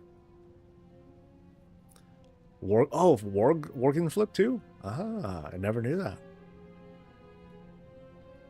Yeah, here I get my cute little spin. Vomit. So Void Elf and Blood Elf twirls. Okay, I figured Void Elves do the same. Didn't know that Volpira flip too. No goblin flip, huh?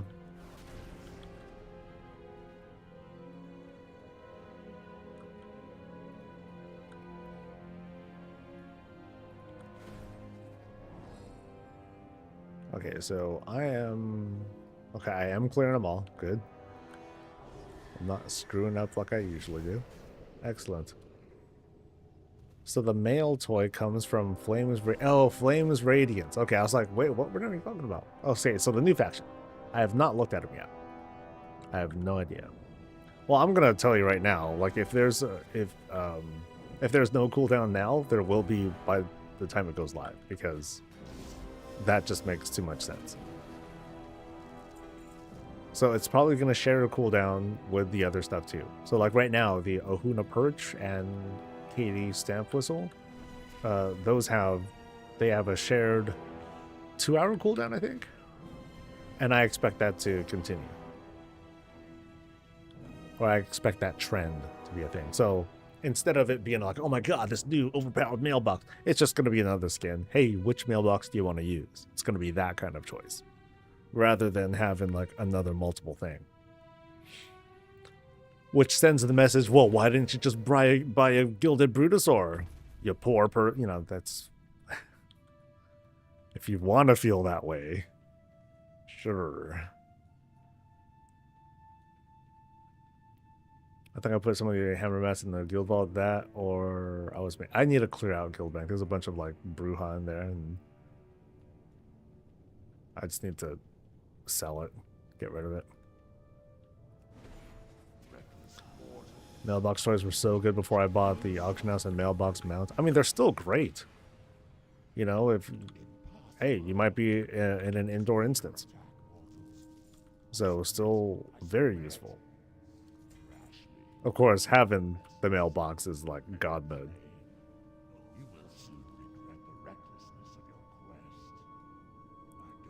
I remember when I was first leveling in BFA, and things were, I was using the Brutosaur the entire time while leveling. Shit, I can't fit through this thing. Whatever, it's okay. And I was selling stuff as I went. Random drops or whatever. I'm like, cool, sell it. Or, ooh, cheap materials, I'll buy it. Hell yeah. So good.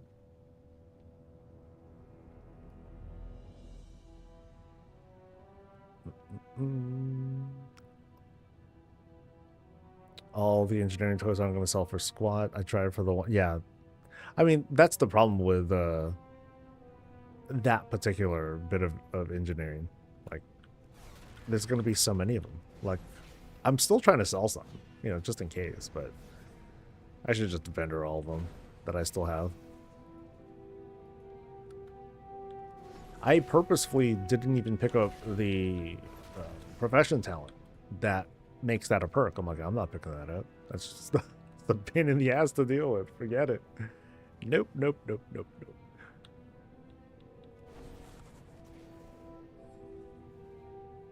But yeah, Molly has a separate cooldown. So once again, another reason why engineers are just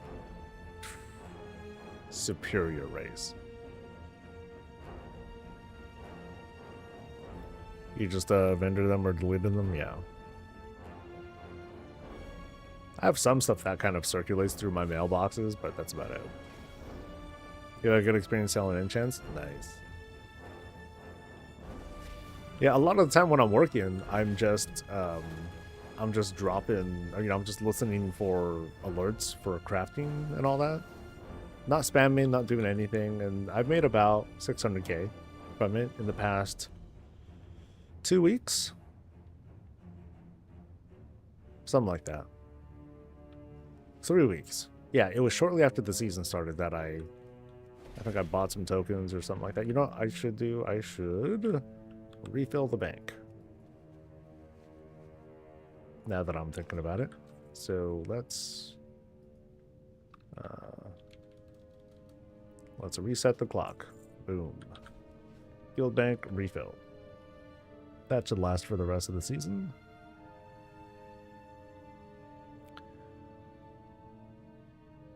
Engineering also has Jeeves and scrap bots when going through stuff to vendor too.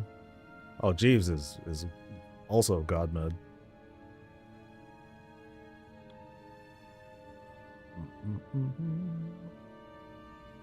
In embarrassing casual news, I took my 601 Beastmaster to the Sepulchre Mythic and got spanked.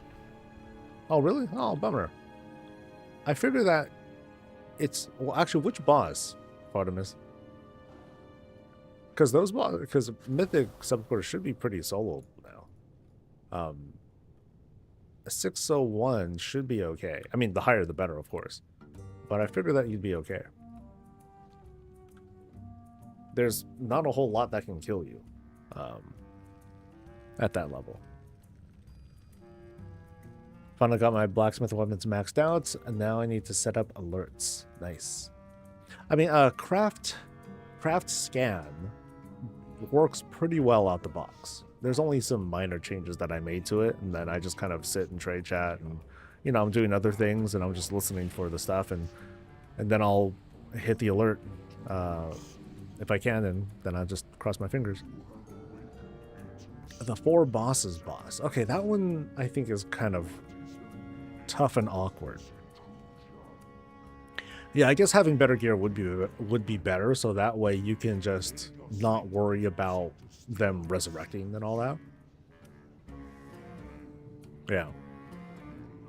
I guess that would be like one of the things to worry about. Now every start of an expansion is a bit harder on my gold, but okay, still worth it. I mean, the initial gathering feels really good.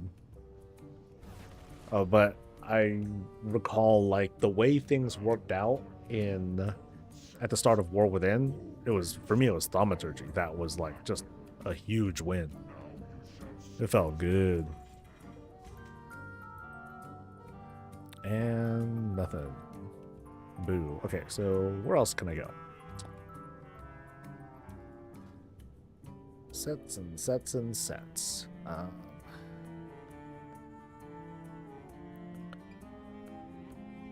AQ. Oh, it's just sad though. That I wouldn't feel accomplished getting that. And I get it from Vicidius, so I still need like a ice frost enchant thing. What's the next thing? Serpent Shrine? Nah, I don't feel like it. Ooh, Black Temple? Nah. No to that one. Wait, really? For real? I don't even have the helmet from this? Insane. Oh, that's tier 3 normal. Okay, so I'm missing the helmet from 10. The wrists from that. Ugh. That's a big spot, though. Heroes Redemption Face Guard. Okay, who drops those? I just want to do kind of a targeted thing.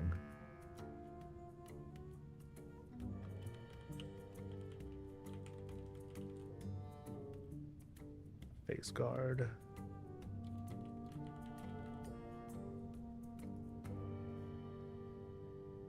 This drops off of... Oh wait, I can just buy it? No. I need a...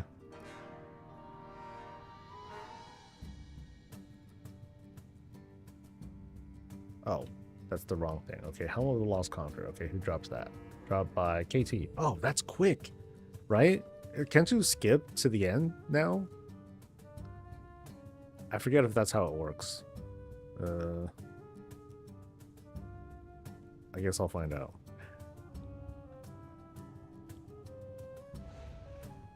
So I'm going to... Oh, which one's good? Storm Peaks. Nah, I looked. Well, Wildhead is saying that I need... you can't just buy it. You can only get it from trading the token. So, but yeah, since I'm just going straight to KT, I could just bust on it over. I love gathering at the beginning too. Second, I hate how no one cares if you can craft 5-star of anything at any point. Gathering is gold, crafting is loss of gold. Wait, what? Crafting is loss of gold? Crafting is definitely an investment to develop, for sure. buy money to, spend money to make money, that sort of mindset. Not everyone really buys into that. I do. And it seems to work out for me. Because now I just kind of sit. But it's only because I'm doing other things. If my gameplay was to just be there in chat and be present and keep barking and stuff, like that wouldn't feel very fun for me. For me, it's just very convenient. It's convenient gold. Because otherwise I'm sitting there doing nothing anyway. Legion Dalaran, Pet Battle Portal, Stratholme, and then Nax. Oh yeah. I always forget about the thing going to Stratholme and then making your way to Nax there. Oh well.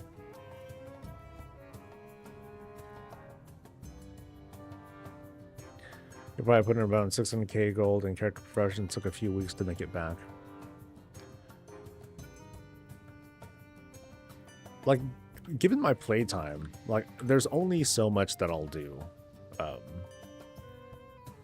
Like, I'm very targeted with my professions. So my main is my main. Like, they'll do everything, whatever. And then I have specialists, basically. So instead of being like, oh, I want an alchemist that can do thaumaturgy and flasks and whatever, I just have 3 of them. So I have one thaumaturgist, I have one flask person, I have one potion person. But I mean, they've kind of like merged together now, so I work on fewer characters. But that's been the play for me. One of my other paladins did nothing but ore. That's it, just ore. And so I just get on that character every couple of days. Use concentration to max out some ores, sell them, they're done. So that character has been immediately profitable off of like very, very minimal work. Eventually, once they got the acuity, I had them, invest into tools, but that's it, nice and easy. Like there's this kind of obsession from some players who look at the approach of professions and be like, okay, I gotta max it out and do all this other stuff to make them useful. But if you just want to focus on making money, it's hella easy. You just gotta zero in on what it is that makes the money, focus on that, and don't waste gold on other stuff. So.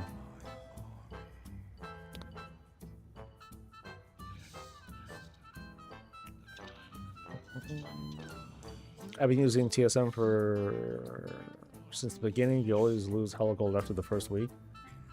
But yeah, that hasn't been my experience. Hell, I stopped using TSM after a while. All that matters is how much gold is here. So if it's higher than it was before, then I'm good. I'm solid. But it might be a combination of like the realm that I'm on and everything too. So because like when I first started here, like my focus was profession tools on this guy, or on another dude, and then but then most of my money was made from flipping materials with thaumaturgy. So I would buy like the really cheap cloth and whatever, convert that stuff into hopefully bismuth and into storm dust. I made hella gold just doing that. And that funded everything. That funded the other professions and all that. So I kind of fucking chanced it by moving Enchanted Crest to a vendor. There's no compensation. Yeah. When I saw that, I was like, oh, Enchanter's gonna get mad. There goes the free income. Because that was easy income. You would see, I'm sure you would see multiple orders that would come in with like max rank materials and all that stuff. And then resourcefulness prog, boom. Easy mats to sell back.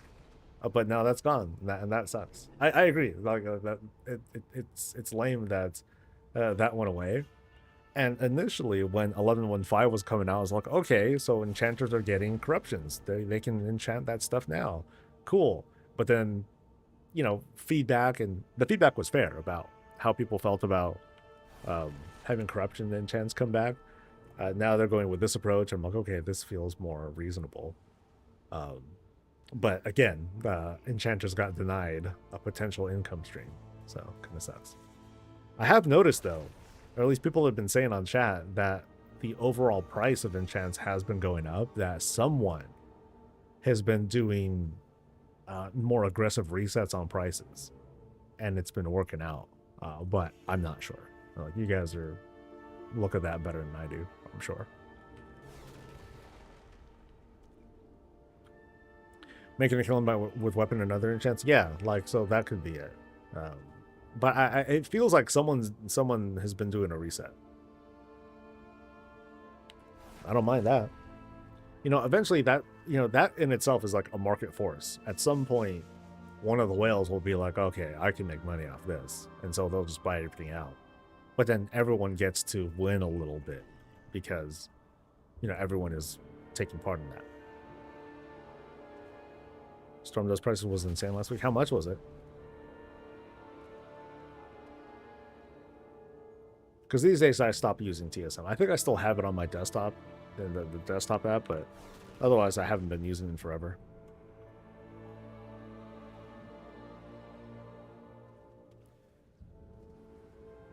Let's see, enchant's the only thing that's making me some money, and it's because the armor weapon enchants at the beginning of the season. That's something that that I've been pointing out too, because gearing is faster. Gilded crests are more accessible. Not just from delves, but being able to get gilded off of running 7s. That's been a huge boon. And with new weapons, new, you know, with being able to craft new gear, weapons, etc., that means more re-optimizing. That means people regemming their stuff. It means people getting new weapon enchants and so on and so forth. So the churn of replacing gear, I'm suggesting, I have no proof, obviously, but I'm suggesting that it's gotten higher this season. And because of that, the economic, there's just been more resources, more gold exchanging hands because of that. And that's cool. Then now you just gotta jump on it.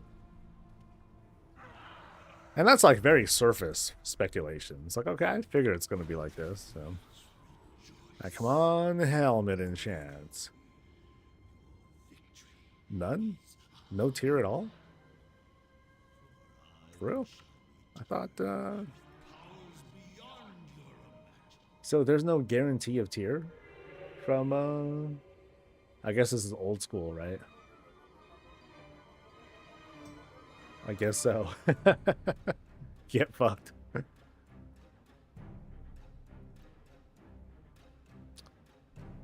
The guild took all the weapon enchant depth recipe, though. It's stupid. Wait, we took all the recipes?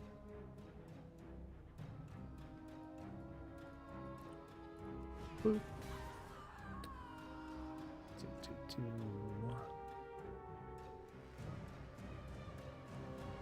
Yeah.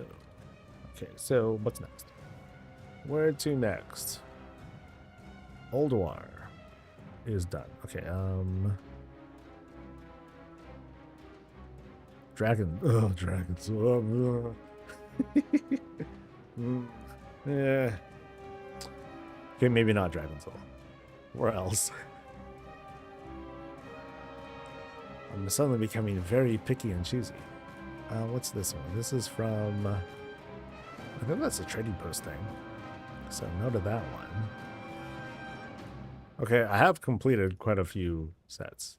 But then these are like other things too. Okay, so... Season 1, Crimson Aspirant's Great Cloak. I never got that, huh? Well, there is no Comp Stomp yet. As soon as Comp Stomp returns... But really, I did get everything. I got so much tier already. So I'm just... so I'm missing... Yeah, some old PvP stuff. Okay, so I guess I'm more complete than I thought. I'm just missing some like old stuff. Fuck. So I am going to go to AQ and oh, fuck me. Trying to think of an excuse to not go. Nope, there's none. So off to AQ, I suppose. I don't care at this point. I learned my expansion hard. When player housing drops, I'm running the entire auction house on y'all because you want that lumber, right? I'm gonna be very curious how that's gonna work.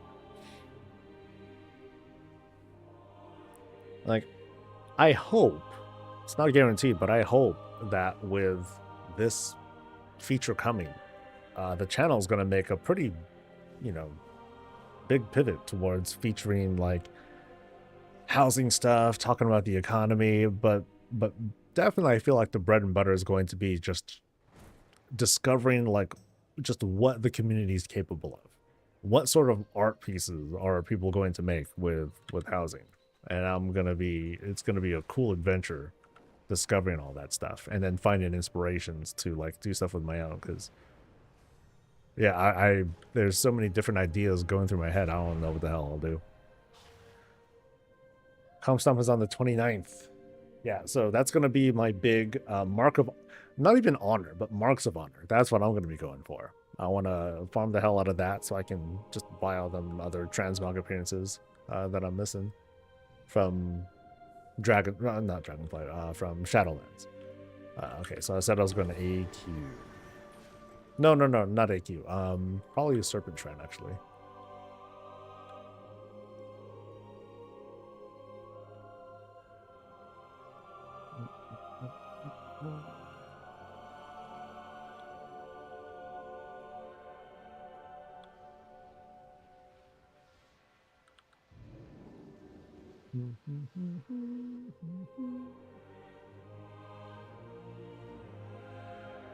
What has lots of great PvP sets? I remember what took me a while to farm up all that stuff. You know, that's where all my efforts from Legion and the Warden Towers, all that effort went into Warlord stuff. It was crazy how many marks of honor you got back then. It was so easy, so freaking easy back then. Now those glory days are over. All right, so which thing am I going for? I'm going for. Oh, I need multiple things. Wait, can I just buy these?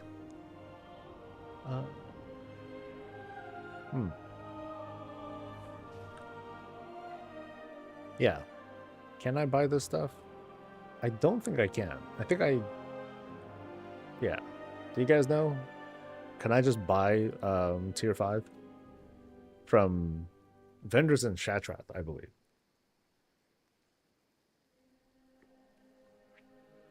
No, Void Elves can sometimes proc a Void Effect for some bonus stats. My character has had that Void Effect for almost 5 minutes now. She looks amazing. That's cool. I have enough gold. I have a goal for enough gold to buy the new expansion. Good goal to have. It's something that I kind of recommend to folks is to earmark your BattleNet balance early in case of surprises.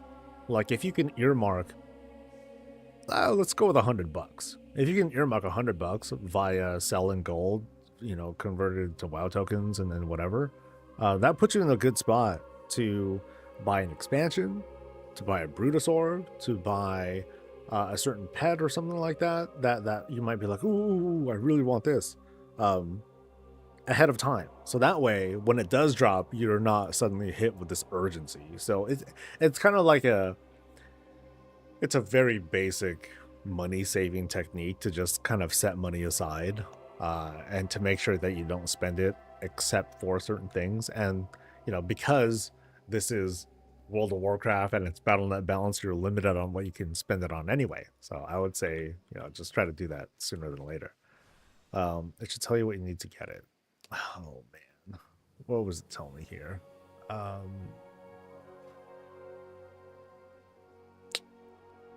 that's not going to show me.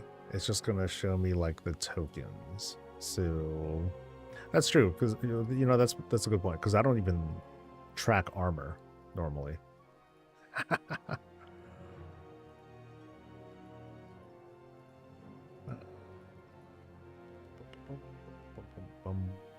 So this is off of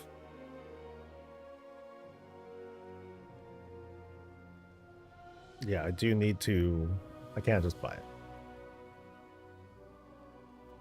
Great. Cool. Off I go. Serpent Shrine. Cavern.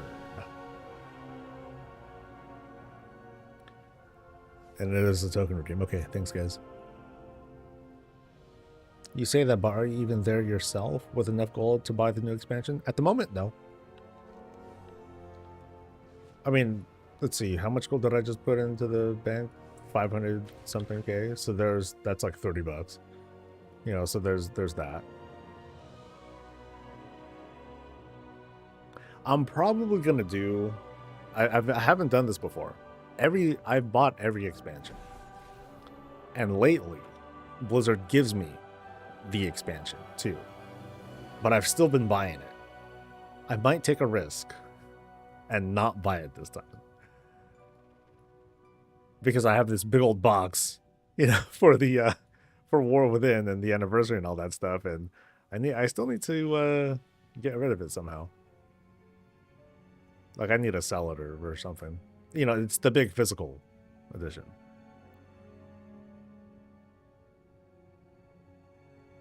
You can get a BS to make the belt and boots. Those things I can make myself eventually. Yeah. So I'm just gonna go through, take down I'll just call the bosses, see what I get.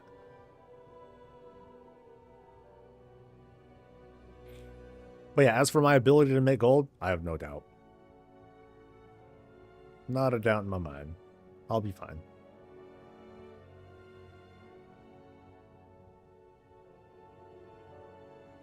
Like guild repairs, they definitely chip away at my funds, because I am the guild bank in the guild.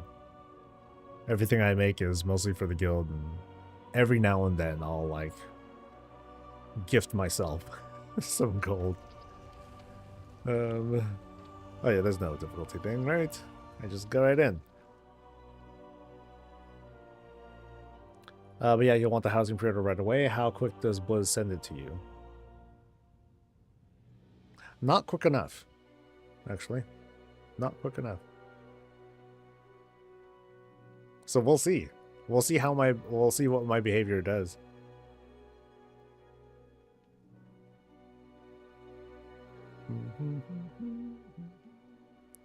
Because I think one thing that I did do one time, no, I think it was for a different game. So I don't remember. But I think what I did was just do a refund, and then I initiated a refund, and then I put in the code that Blizzard gave me, and then that was it. Don't hold me to that though. I'm not sure if I'm remembering correctly. What are your interactions with Blizzard like, asking for us plebs? I mean, what do you think they're like?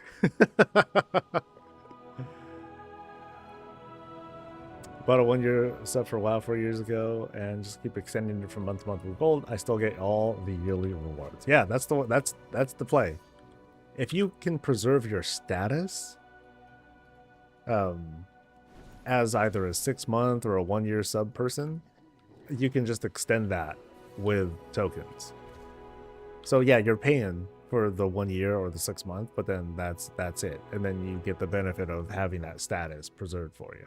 I mean, that's if you care about the mounts. I happen to do it because I'm like, oh, even though I'm not a mount person, it feels like a pretty good idea, because might as well. You know, I could afford at least that much for this game.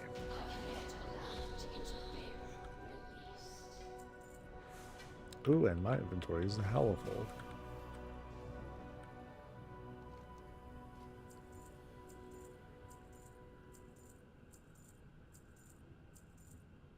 Ooh, look at that. 139 gold. Money. Anything I can get rid of? Nope, not really. Alright. Where to next? So I only need Fathom Lord, and that's it. Yeah, I guess I'll go for Vaj. So I guess I am going to kill everyone. But more than anything, I want that one. Yeah.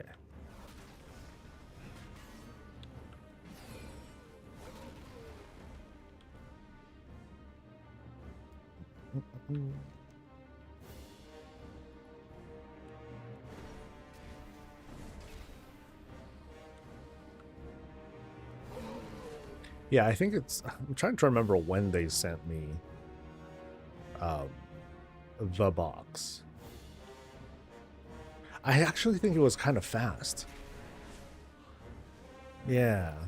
Because I think I got like one box and then I got another box and my wife was like, what is this? And I'm like, uh-oh.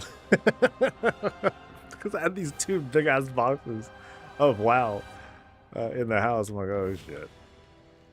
I gotta play this one off good.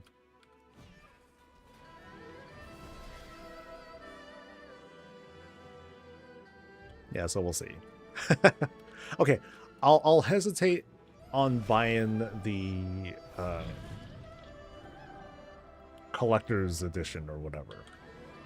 Like I'll buy whatever gets me the pre-order bonus, which will probably mean like the high-end version, and then I'll see if I can just refund the code and apply a new one again. Hopefully that'll do.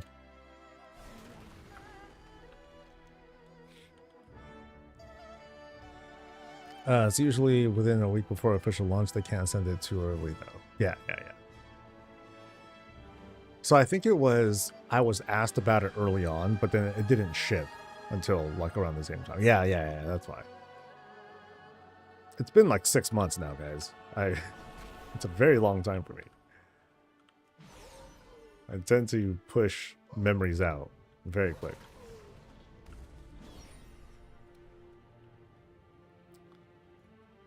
I've been looking at some footage, or at least like some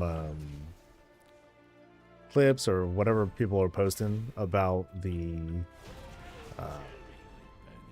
30th anniversary meetup over in Australia. It looks like people had fun. I'm just like, I'm still on the fence on if I want to go. Because I'm like, how much are things going to cost now by the time I want to fly out? It's not going to be like terribly much more, but I'm just like, more expenses, blah, blah, blah. Never mind calling it a business trip and stuff. It's just blah. If you do that and you have collectors, they'll probably refund the digital's BattleNet balance. Yeah, it could be that.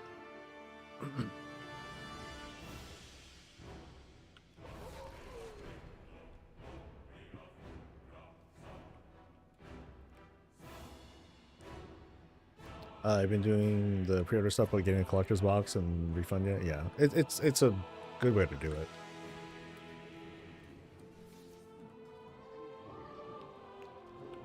I'm just getting more because I'm an excessive little shit. Don't have the belts or boots unlocked on my BS character. Apparently the plans are a drop. Okay, so let me look at what that recipe is. So...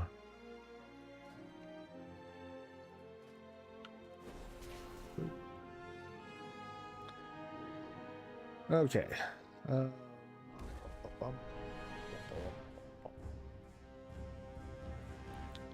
Oh, one's a world drop? Oh, hell no. So...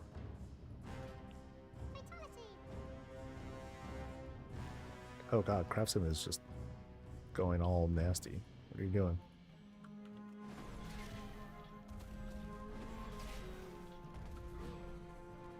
Okay. It's called... Righteous... no. Belt of the Guardian. I have that. Cool. And then Boots of the Protector. I have that too. Okay, cool. So I can make it. The hardened bars are... Oh, they're not that bad at all. Primal water, though. That's a lot of primal water. Oh, man. I don't... Man, that takes me back. Oh, man. I remember farming the hell out of Terracar Forest and Slimer Lake, or Slimer Lake, whatever it's called, for primal water as a warlock. And I killed everyone who dared enter the lake with me. I owned that lake. I called myself the Beast of the Lake, and I don't know if anyone else did, but I hold myself to that.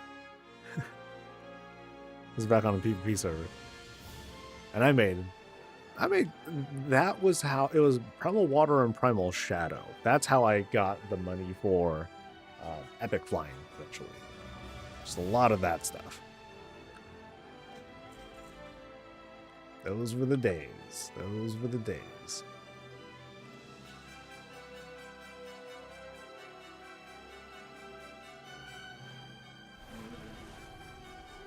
Saw comments that they were letting people into Toronto without tickets and might roll the dice in Boston. All the tickets were gone in a nanoseconds when they dropped. Yeah, that's the kind of sucky thing. So, you know, there's the question of, will I be invited directly from Blizzard, or can I get tickets, or even if I do go, like, are they gonna fill up if I go late or something? So. I might want to talk with people who went. Like maybe I'll try talking to Dan and be like, oh, so tell me what it was like when you went in. Did you get like did they roll out the red carpet for your ass, or were you just like a ticket holder like everyone else, or what? Because I know I recall he was invited, so he didn't have to like fight for a ticket. And now what? So I just go. I guess I go straight for her now, right? Yeah, I guess so.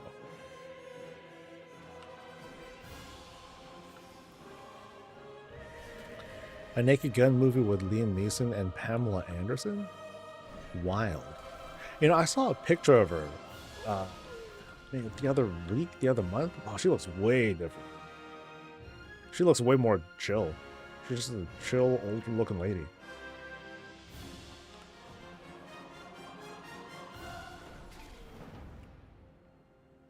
Had those type of memories, and some newer WoW people in my guild called me a boomer. I feel bad for them because those types of struggles and trauma experiences really made this game great. Yeah. Just, yeah.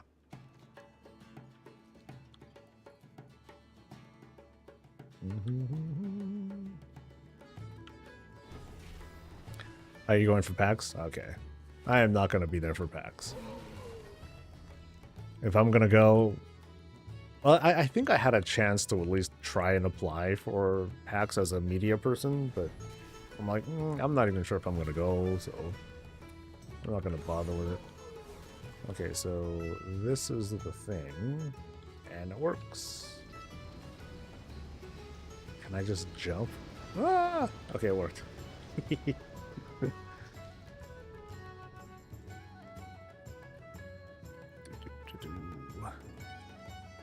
You're Gen Jones? Gen Jones or Jen Jones?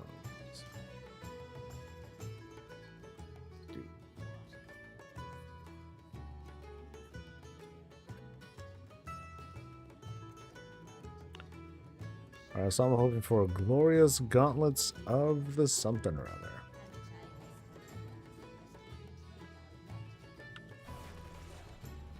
Generation Jones. Got it.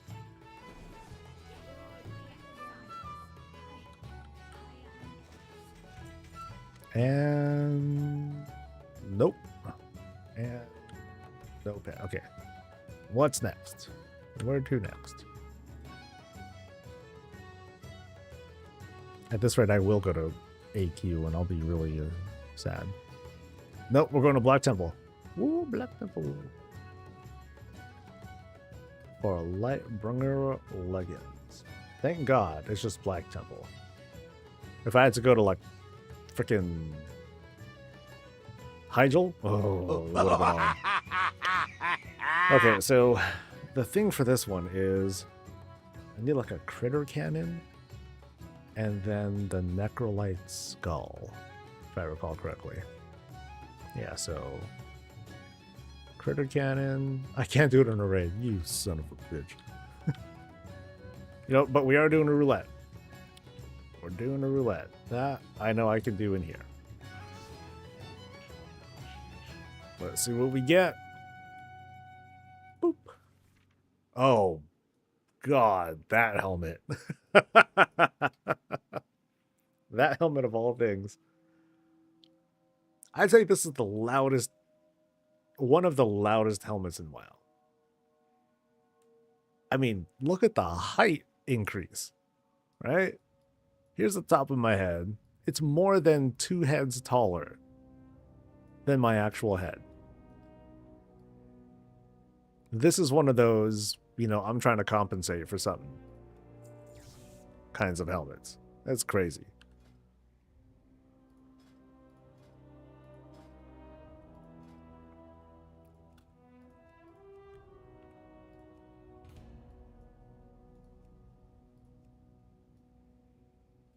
Yeah, just witness that. So good.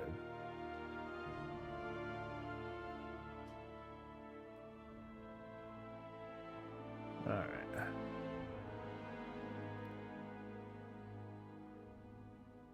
Yeah, we'll see if I end up going. I'm honestly not sure. I feel like I gotta lose weight. I gotta get. I want to feel a bit more fit before I go. I'm not trying to impress no one, but I just want to feel good, you know? Throne of Thunder so funny. Yeah, like, I liked the raid, but I wasn't too fond of the transmog. You know, I wasn't too fond of the transmog during most of Mists.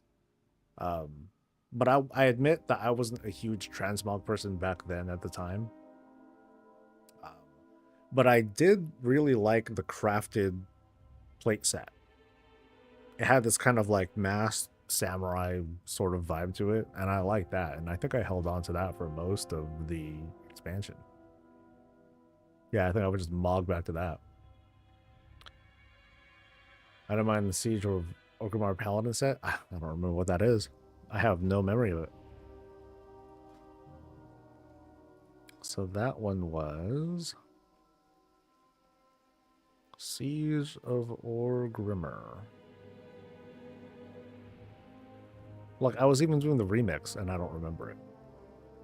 Heart of Fear, Heart of Thunder, Siege of Orgrimmar. Yeah, I didn't like it. Not fond of it. Like, I look at the helmet, and I think of, like, a crazy professor-looking dude with the hair, like a Doc Brown kind of look to it. Yeah, I just wasn't feeling it. The shoulders aren't bad, actually, but yeah, just didn't like the helmet. Helmet is just goofy. Oh well.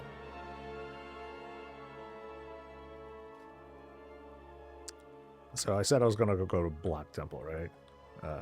Let's see if I can get this thing to work right. So hand cannon, and then a skull. Sacrifice. Bye, and then off I go. I mean, hell, I'm in Outland already. I'm not even going that far, but whatever. Works for me. Okay, so who... Well, I guess I'll find out in a bit. I'm in combat. Nice.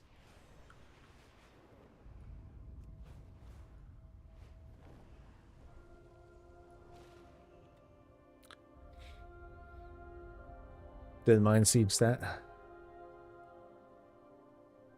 I think they're underestimating the interest in Boston. The venue is pretty small, but it's the first East Coast thing Blizz has done. Yeah, maybe. Like, it might be, like, super lit. But I'm also, like, the social media blast and presence from London, like, the other venues just don't seem to compare, or at least people aren't putting it up on social media as much. Or maybe I'm just not seeing it. So I feel kind of thrown off. Like, how big is the event? I mean, I don't think anyone has come out to say, oh, this really sucked. You know, it was dead or, you know, it was bad. I just haven't seen a whole lot of exposure of it. Because I'd like to see it. I think it'd be cool. I'm sure Blizzard's filming like all the different ones, and so they are more than likely going to have like a cool montage of like all the events, and that'll be neat. Okay, so from here, Black Temple. So Supremus, Council is who I want. All right, I have a goal. It's been like a mixer event. Yeah. So I figure it's going to be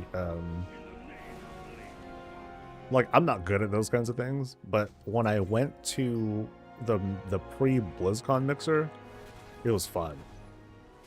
It was fun. Like, we were just, it was a vibe.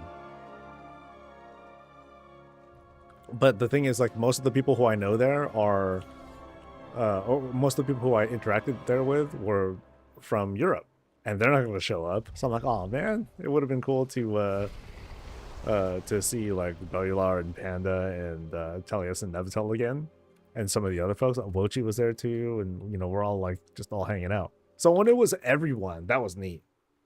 But then here it's going to be like kind of like region specific folks, and I'm wondering who else is going to be there.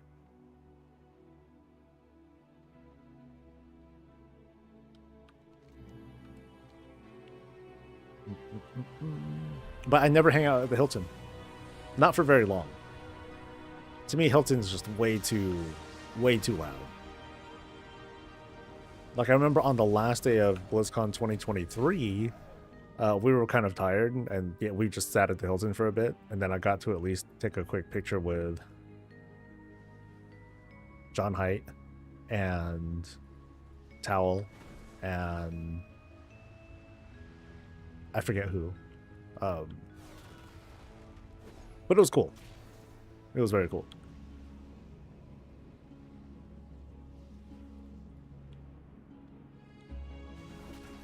I'm definitely not like good at like super long conversations though. I'm just like, oh, just want to drop in and say hi and then let you do what you want, let you do your thing.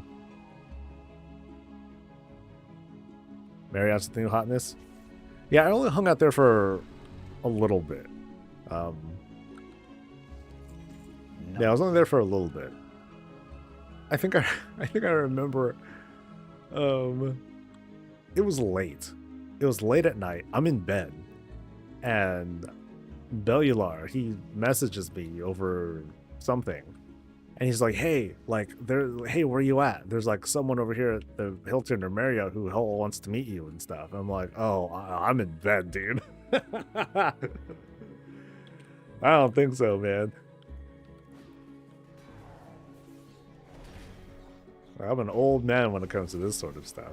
So you guys have a good time. More places to sit and actually talk without the blast and DJ music. Yeah, that I won't be able to stand. I'm not down for that. I'm here for BlizzCon. I'm not here for the club, you know? I've had those days. I'm well past that. Oh, I think I gotta clear all of them, right?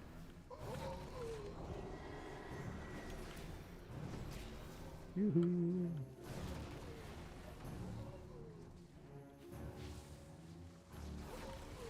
Now can I kill him? Oh no, wait, I gotta talk. That's right, I gotta talk to what's his face first. Where you at? Yoo-hoo. There you are.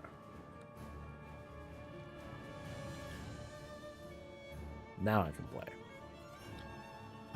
You heard Michael last BlizzCon. He was genuinely interested in talking with the randos like me, so that was cool. No, it's neat. I surprised even myself.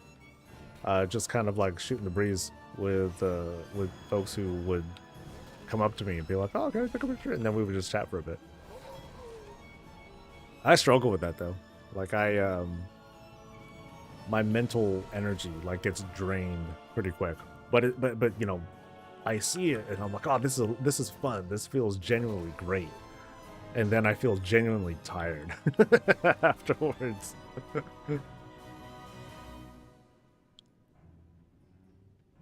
All right, so that's okay. This is done. Yeah. Loot and run. Loot and run.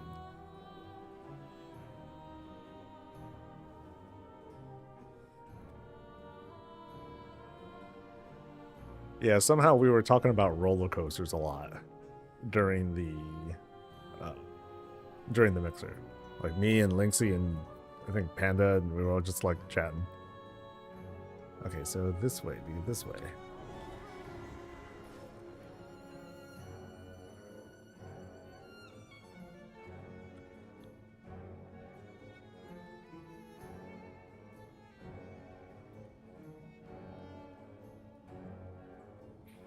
Yeah, so it'll be cool when BlizzCon comes back around next year.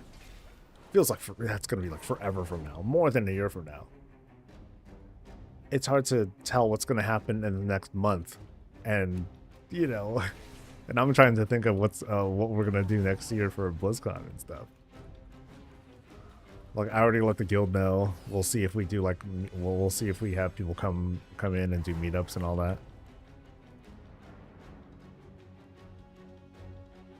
It's too hot and humid in Texas. Oh wow, it's kind of nice over here right now. It's sunny, but it's pretty cool. Cool enough for me to wear a hoodie.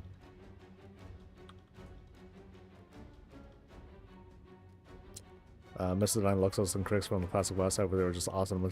I feel so bad for Corey or for Mistledine, because like when I was trying to first get into BlizzCon,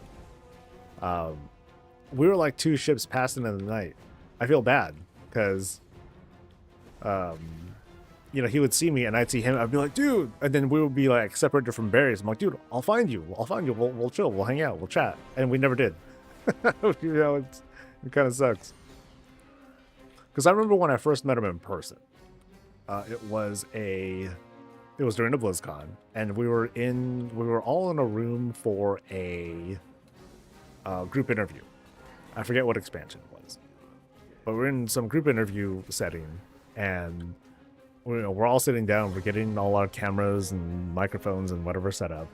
And I'm sitting next to him. And I'm like, "Oh, you're Mr. He's like, "Oh, you're Soul." And he had like this fancy little DSLR kind of camera with like the fuzzy mic on it, all set up. I'm like, "Oh, that's a cool camera." And then we did our thing, you know. And then and that was it. Just a quick chat, very cordial, very friendly, and like that was it. But since then, we've been friendly to each other, and that's always cool. It's tough because I don't do regular interactions with other creators. It's not normally my thing. So being able to connect with someone, even at that level, it means something to me, you know, because I struggle with it.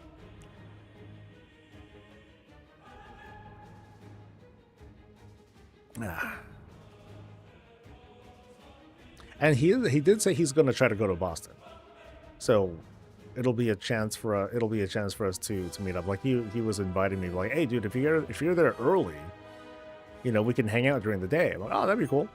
So we'll see how that goes, but yeah, just depends on how everything lays out. Because I've never been to Boston. It'll be my first time.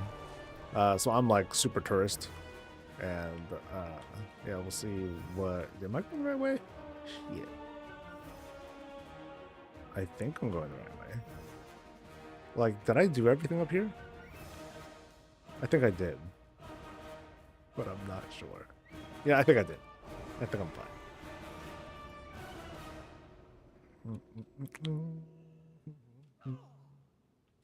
He's gonna hang out on the common during the day. I don't know what the common is, but yeah, I'm just like, damn, what do I wear too? I don't know.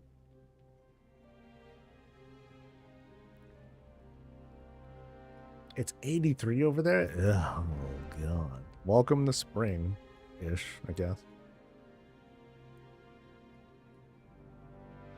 Yep, I'm not looking forward to that. That's one thing I'm not looking forward to when I move, is that it's warmer there.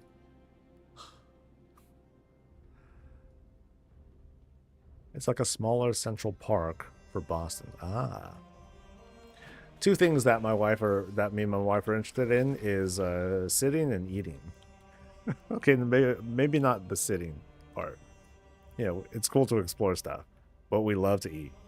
We love to find like cool stuff to consume. And then talk about it. Yeah, so we'll be looking for lunch, and then we'll be looking for snacks.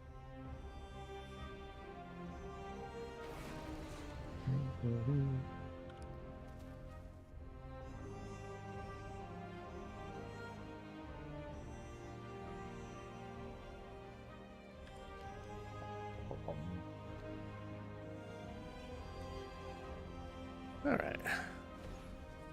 I usually have a better time navigating through here when I'm following someone else, whenever we're doing our time walking things. It's a balmy 43 where you live. What is the weather exactly right now? It is 55 up here. And then down south it's 57. So a little bit warmer, but still chilly for spring. Yes.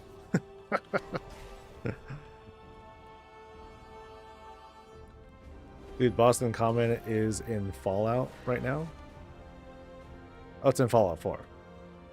Oh, okay. Oh, so I know exactly the layout. Just kidding. Can't stand Texas heat, and I've been here for a decade. Well, clearly you can stand it. If you've been there for 10 years. Ooh.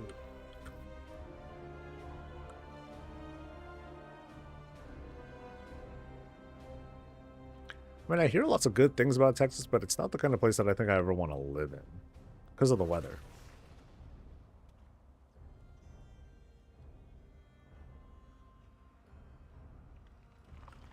I don't want to go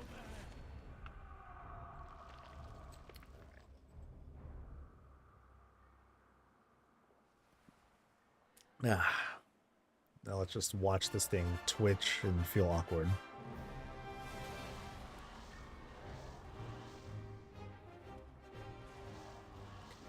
Just don't get heat to deal with. Our storms make most Californians fearful. You know, people will say, "Oh, I'd definitely rather live in like a place with like hurricanes or whatever than earthquakes." Nah, I'd rather live in earthquake country. Because even though it's unpredictable, at least it's not regular and consistent. Now, fire season, that's different. Fire season is different. That's a different thing altogether. Like, you want to find like a decent area that's less prone to that sort of stuff. And thankfully in this area, it has not been a worry yet. So I once chose unemployment in the Bay Area over unemployment in Dallas. What is the difference between the states?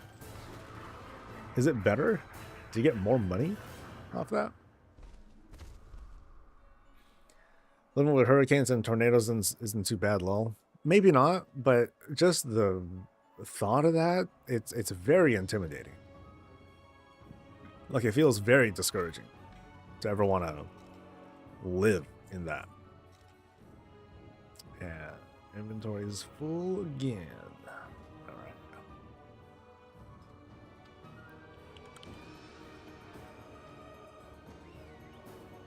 Should have done this before I came in here.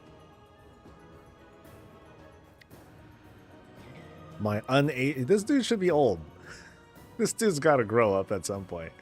One day we're gonna have the Wrath remix, and this dude's got to grow the fuck up. Feel me? Because otherwise, yeah, that just don't feel right.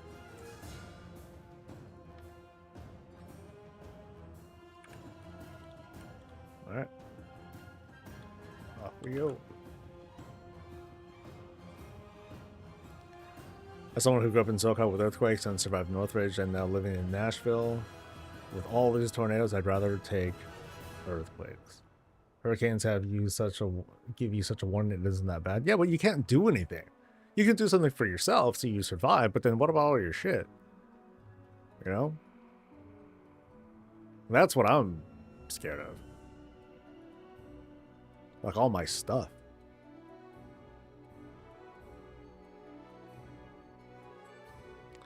With warbands, we should be able to start foster families during Children's Week. That'd be kind of cool.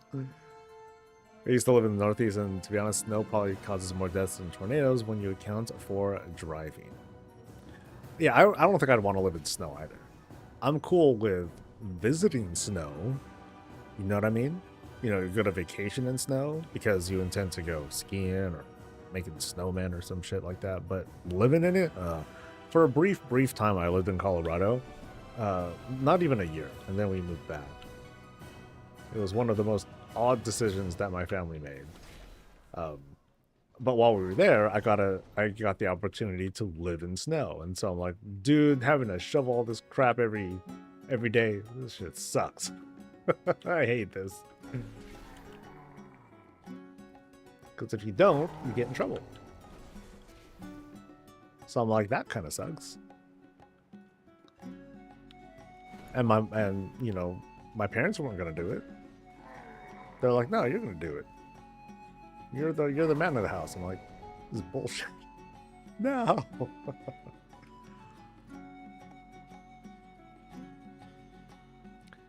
You've been up all night because we had tornado warning after warning after warning after 8 hours, so I was in and out of my shelter. Ugh. Yeah, that stinks. I mean, someone like me, I'd be like, I'm just gonna live in my shelter. That's gonna be where I work. That's gonna be the office. Because it just makes sense. And no transmog. Okay, so but I'm mostly here for council. Come on, council. And I think council is not next. I need to do the lady, the funny looking lady, and then this way, then council, then Illidan. Yeah, I still have all the things. I should change it.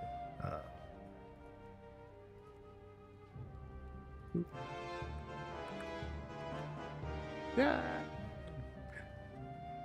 People on here just couldn't drive around there, and Hurricane couldn't be me.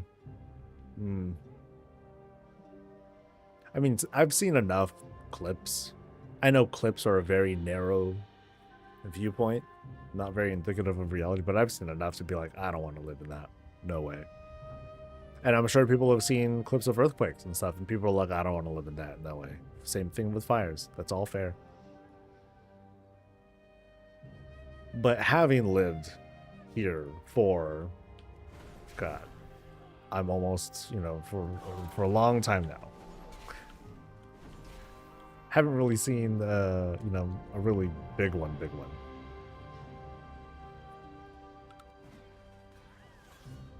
And I'm cool with that. Since then, it's like, oh, it's a 4? I don't even feel a 4. 4s don't even count. Whenever I see on social media people are being like, oh, earthquake, I'm like, huh? There was an earthquake. Yeah, most of the time it's nothing, so.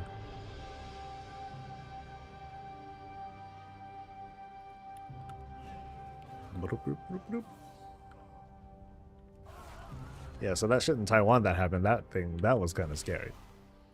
Or not Taiwan, in Myanmar and surrounding areas. That shit was pretty nuts. Yeah, my heart goes out to that, and I don't want to. I don't want to be around for that, for sure. but you live in, you know, hurricane country, well, you know it's coming eventually.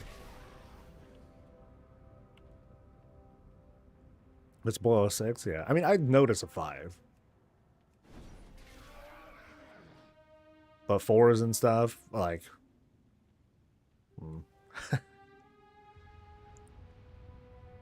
California in 2019 has 7.1. I don't know what part it was. It wasn't near here though. I think it was off the water almost. Or at least it was in a less busy area.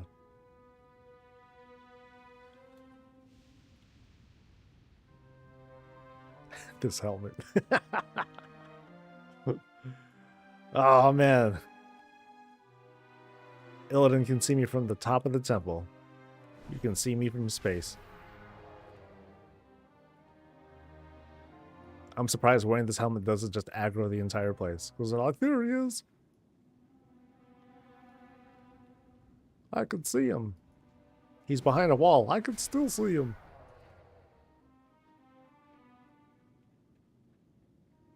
If it's 1994 Northridge levels, leave me alone. 1994 Northridge. I don't remember that. But I do remember 89. Yeah. I was outside at the time, so I didn't feel it. But I do remember, I don't know who was home. I think my dad was home. He's like, hey, you know, come here, you know, stay with me and all that.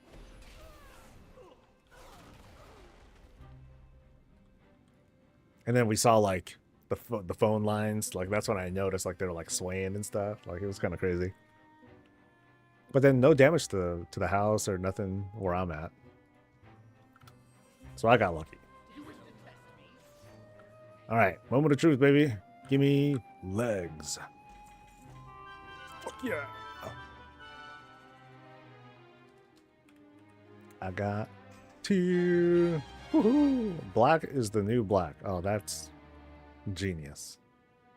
All right. Well, since we're here, let's finish this. And well, I don't think he drops anything I want anyway, but let's just do it because we're here. Had a 5, and then in the south wall back, I was in a Walgreens and shelving started falling over. Yeah, that sucks. Snow and wind are dangerous things where I live. The unofficial minimum amount of snow the local schools close for is 2 feet. The city pretty much fought in all the freeways in LA, so LA was hella crippled from that quake. 89 was crazy as well, but I was a kid and I don't remember that one as well as Northridge. Okay. Maybe it's just because of the area and all that. You know, it hit, you know, for us, there was the whole Bay Bridge collapse and everything. Like, oh shit. You know, things were out for a while.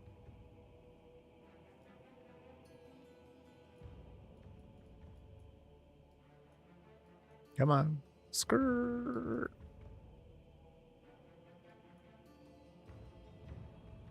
Skirt. Open up. There you go.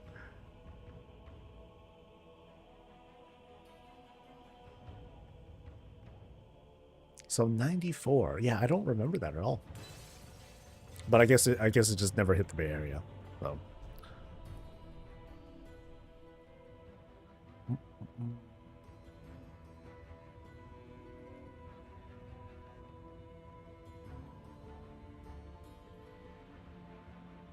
Where's he at?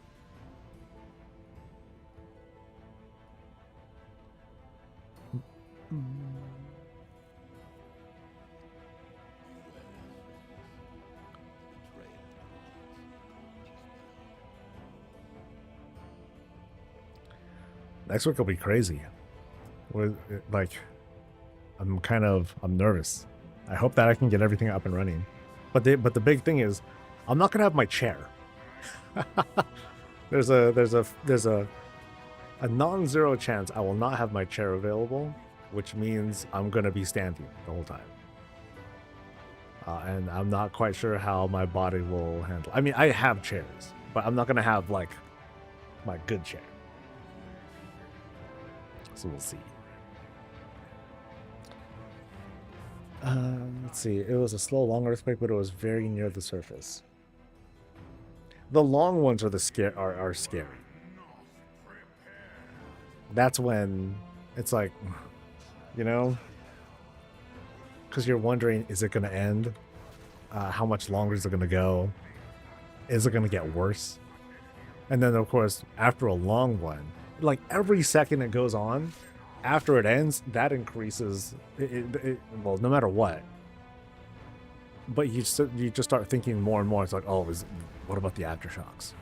This is just the start. Fuck, man.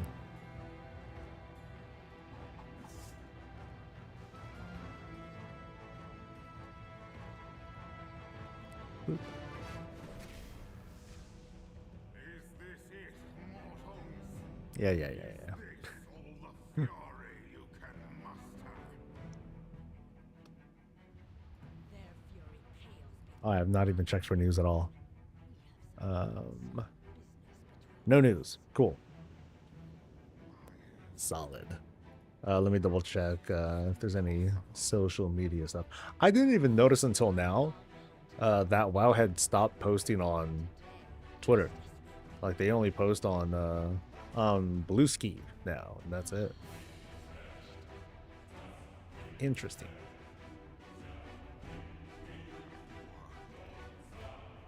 La, la, la, la, la, la.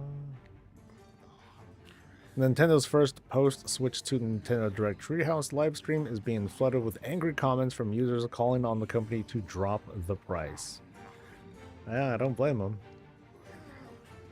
That is, I don't blame Nintendo for charging that much. Them tariffs, man. That's fucking shitty. And it might get worse. Alright. Is there anything that I'll get for this? Oh, and there's a staff. Cute. Alright, what is next on the list? There actually isn't much, because I really have farmed up a lot of stuff. It's just like Dragon Soul. And I got 19 minutes to get that from... Let's see, Dungeons and whatevers. Cataclysm, Dragon Soul.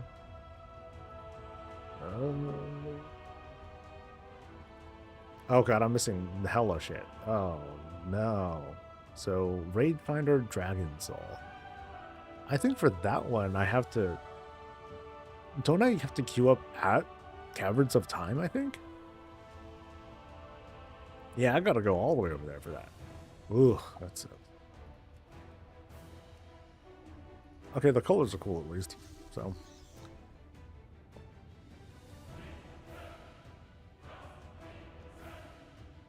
I shall be right back.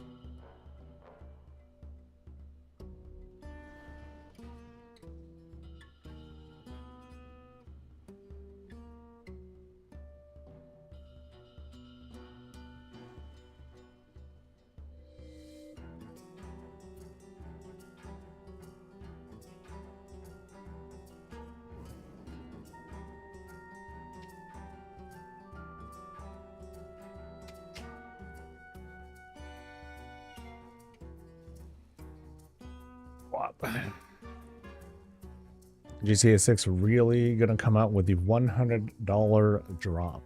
Ugh. Yeah, I'm good. Good game, but I'll wait for that thing to go on a fat sale. If it ever does. Okay, so I was gonna go. I said I was gonna go to Dragon Soul. Okay, let me. I guess I'll head over there. I'm pretty sure that I have to go all the way to Caverns of Time for it, though, which kind of sucks.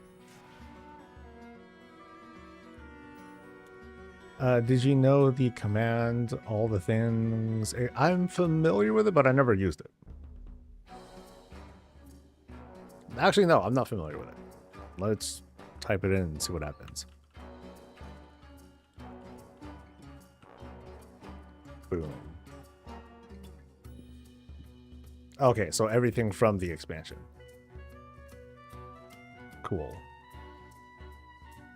That's intimidating. No thanks.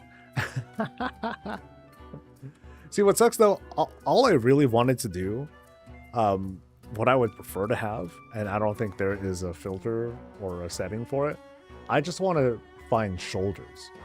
Just plate shoulders. That's it. Unfortunately, it doesn't seem to work that way. Unfortunately, it seems to be more like, you know, just all plate instead of just shoulder plate. Unless you happen to know the command for that too, then you'd save my ass.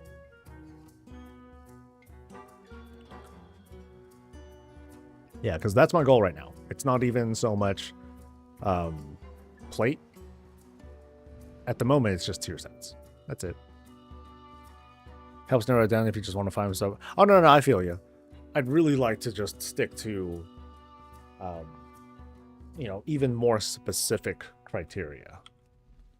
For me, it's like a mental health thing. I don't like looking at too much stuff because, like, it's stuff that I don't care for at the time. And while it might be more efficient to go for some of that stuff now, like, it, from the standpoint of I want to feel like I'm accomplishing something, it feels way too slow, or it feels not very fulfilling. It's like, oh, I'm getting like these little droplets of progression here. All right, take me there. Okay, so I was right.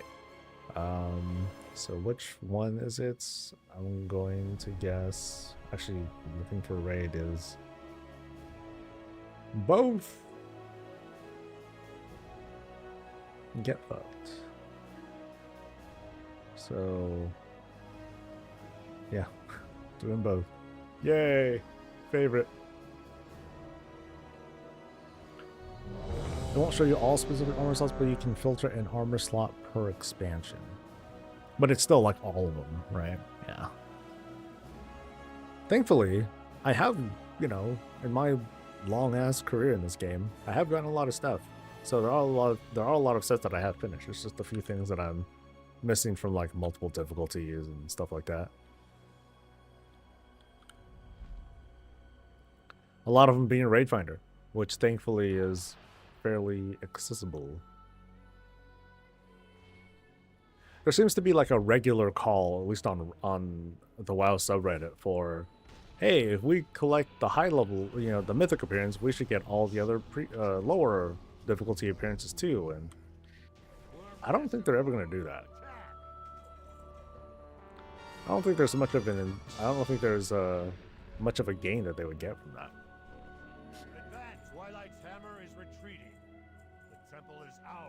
It would kind of have this vibe of feeling like I don't know, to me it sends the message that farming for Transmog but not do it in Mythic is a waste of your time. Don't do it.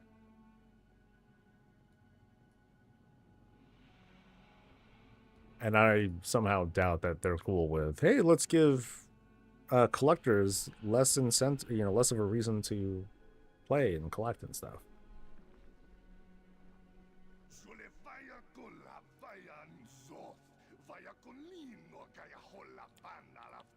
Can I hit him now? Reach it? Nope. I gotta actually go there.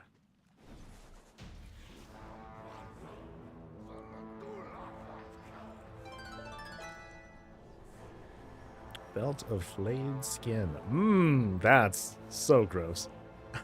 That's so gross. Who would want to wear that? Truly, who would want to wear that?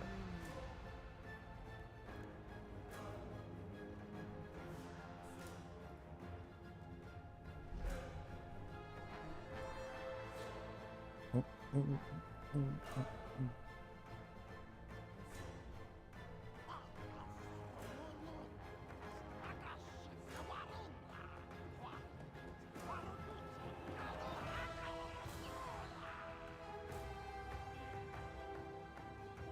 so I don't think there's... Oh, you know what? I'm curious how the... How's that dungeon vote going? Because I don't know if it just finished or what. I have a feeling that the initial votes, the initial tally is a good indicator of what we're going to expect the winners to be.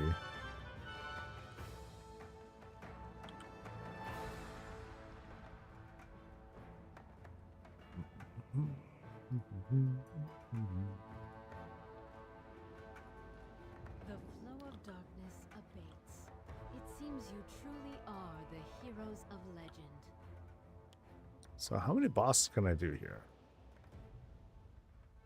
I'm guessing up to this boss.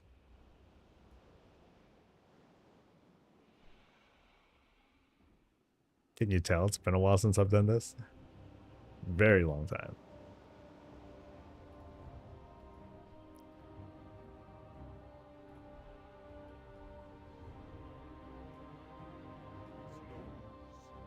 Alright, so while they do that thing, let's look and find this. Let's see. Then truly we are lost. Vote for your favorite dungeon.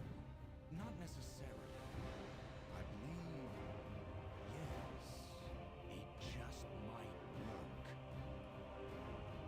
Oh, hey, my farm thing works now. Okay, so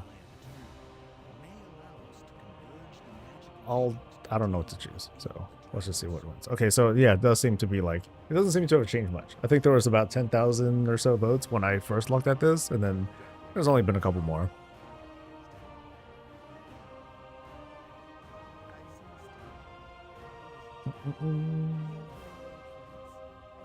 Yeah, so I wonder how many of these dungeons will be chosen among these. We have no choice. Hmm. Then I will open the way into the eye of eternity. You must not fear. The future of Azeroth hinges And these seem to be the clear winners, at least among the top 4. But we don't know how many they're going to take. 3, 4, 5, all of them? Not sure. So people know, so City of Threads, which one was that one? This is how bad I am with the whole dungeon vibe conversation. City of Threads was the one with... Oh, okay. That's the one with the web thingies and then the gauntlet sort of thing. Yeah, okay, I remember. Yeah, I guess I didn't like that one that much either.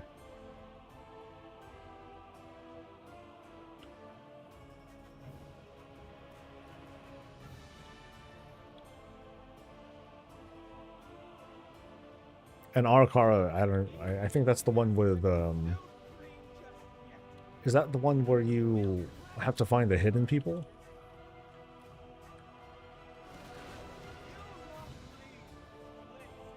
But I suppose that people want that one because of the gear, the trinket.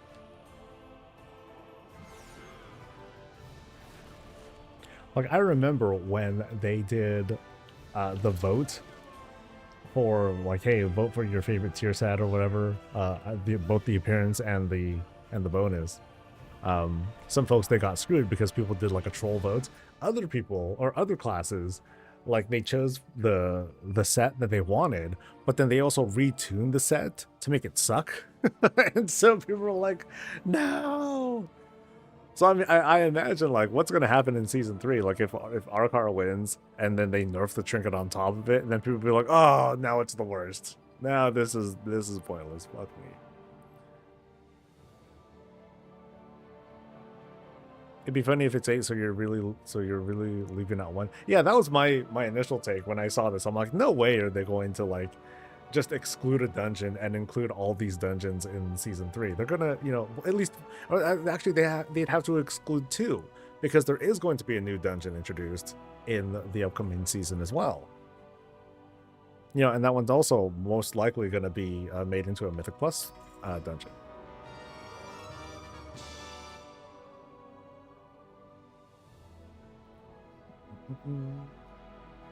But yeah, I fully anticipate Season 3, they nerf the trinket.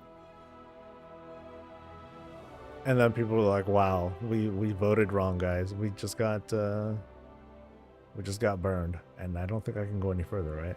Yeah, cannot go any further. We finished. We got 6 minutes to finish. Ooh, what's this thing like on Rainfinder? And did I even get Transmog that I wanted? I did not. Cool.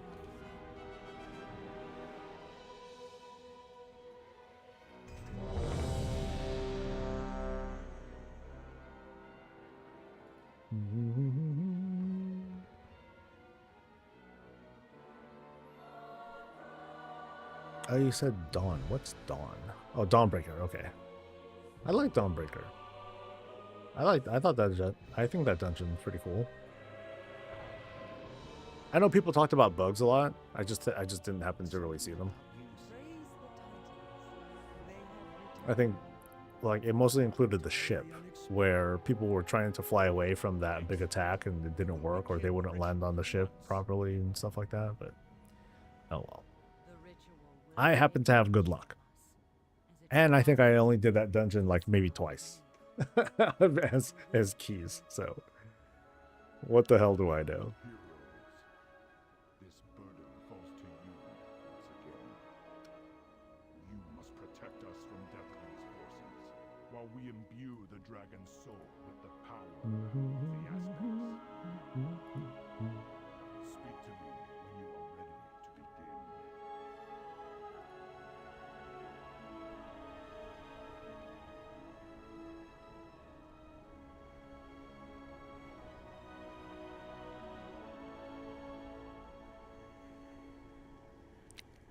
Oh, I had to talk to him too. Shit. What is it you wish? Kind of curious what they'll do for Mythic Plus and Midnight, because I feel like they're just gonna slot the Xalatath affixes right into it. Could be. I mean, they could be new kinds of affixes. It's just really like the question of theme as opposed to, you know, just copy pasting. For all we know, it might be something else. It might be Ilaria affixes, because they're gonna switch roles, and Xalatath's gonna be the good one, and Ilaria is the bad one. I don't know. I'm making stuff up. But... Or they could be Locust Walker affixes, or they could be whatever the hell they feel like, to be honest.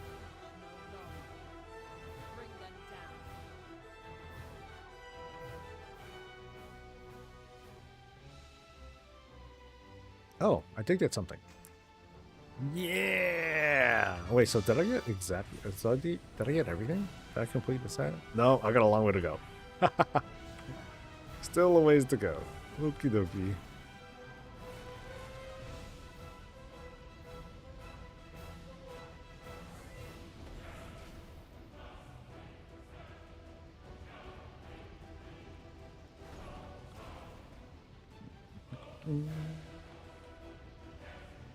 But we're progressing.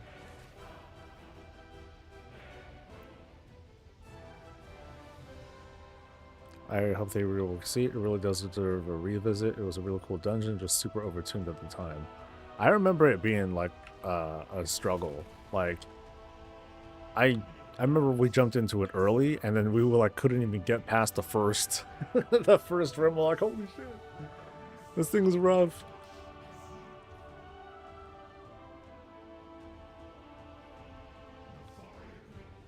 Yeah, I remember.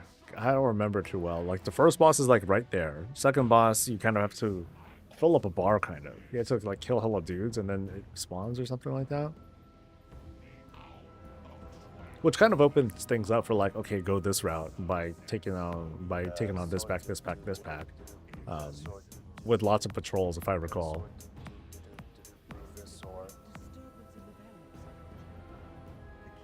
But yeah, I didn't have that much fun with Seat.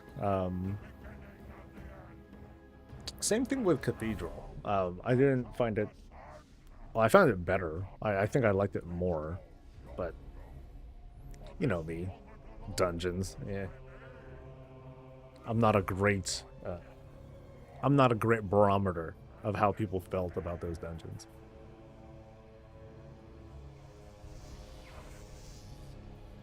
Last boss needs a rework. Oh, I forgot how that boss even worked. And my hotbar is gone. Where'd my hotbar go? It's not good.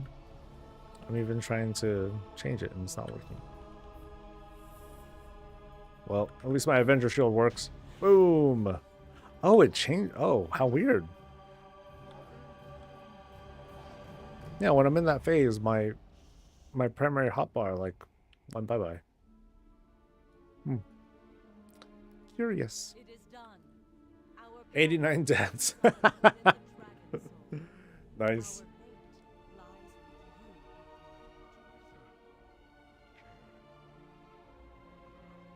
Now I can definitely see Seat being a thing. I don't know if it's gonna be next season, or it could be during Midnight or Last Titan or whatever, but you know it's gonna come for sure. Welcome 100%. aboard. Starfighter. You ready to chase down the end of the world? Can I mount? No. But I can sell.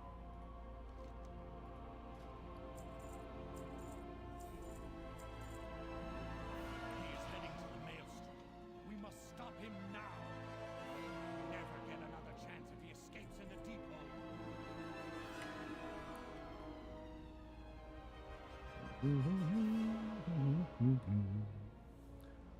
Blizzard most of the vehicle UI in that fire for some reason. Normally it would just give you an extra action button, but they broke something in the last patch. Oh, okay. 100%. Cool. Thanks for letting me know. How odd. Yeah, because I remember just getting the extra action button, and like that was it. And then I talked to this dude, Fear and causes we hesitation. good. All ahead, fool. Everything depends on our speed. We can't let the destroyer get away. So I don't think I can make this go faster, right?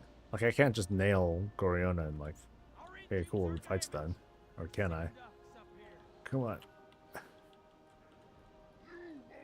No, no.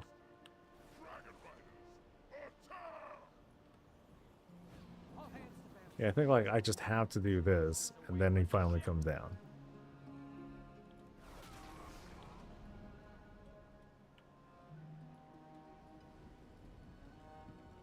Come on. Please.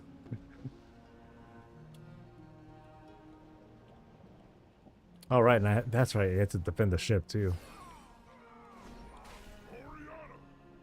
Oh, get ready, man. Cataclysm Remix. It's coming. I hope it doesn't. It's coming. Someday. Like, they're gonna go through all of them eventually. Okay, maybe they don't have to, but they could.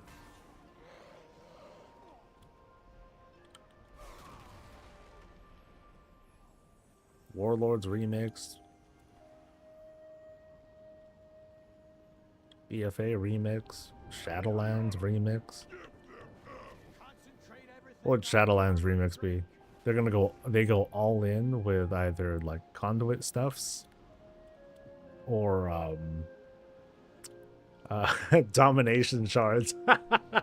We'll have like more domination shards to put on.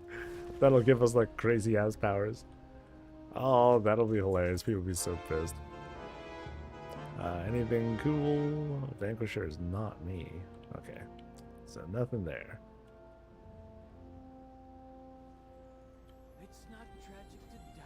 Oh shit, we're way past lunch. Okay, so this is it. This might be the final stream in this room. Thank you, room, for your service. Thank you, stage. Thank you, families. Shelf drawer thing. This place took good care of me. So that's going to be it for me. I'm going to head out, have lunch, and then work on this horrific vision thingamajigger for Saturday. So you guys have a great rest of your day, and I'll see you guys for the next thing. Until then, stay safe, stay healthy, and as always, stay breezy.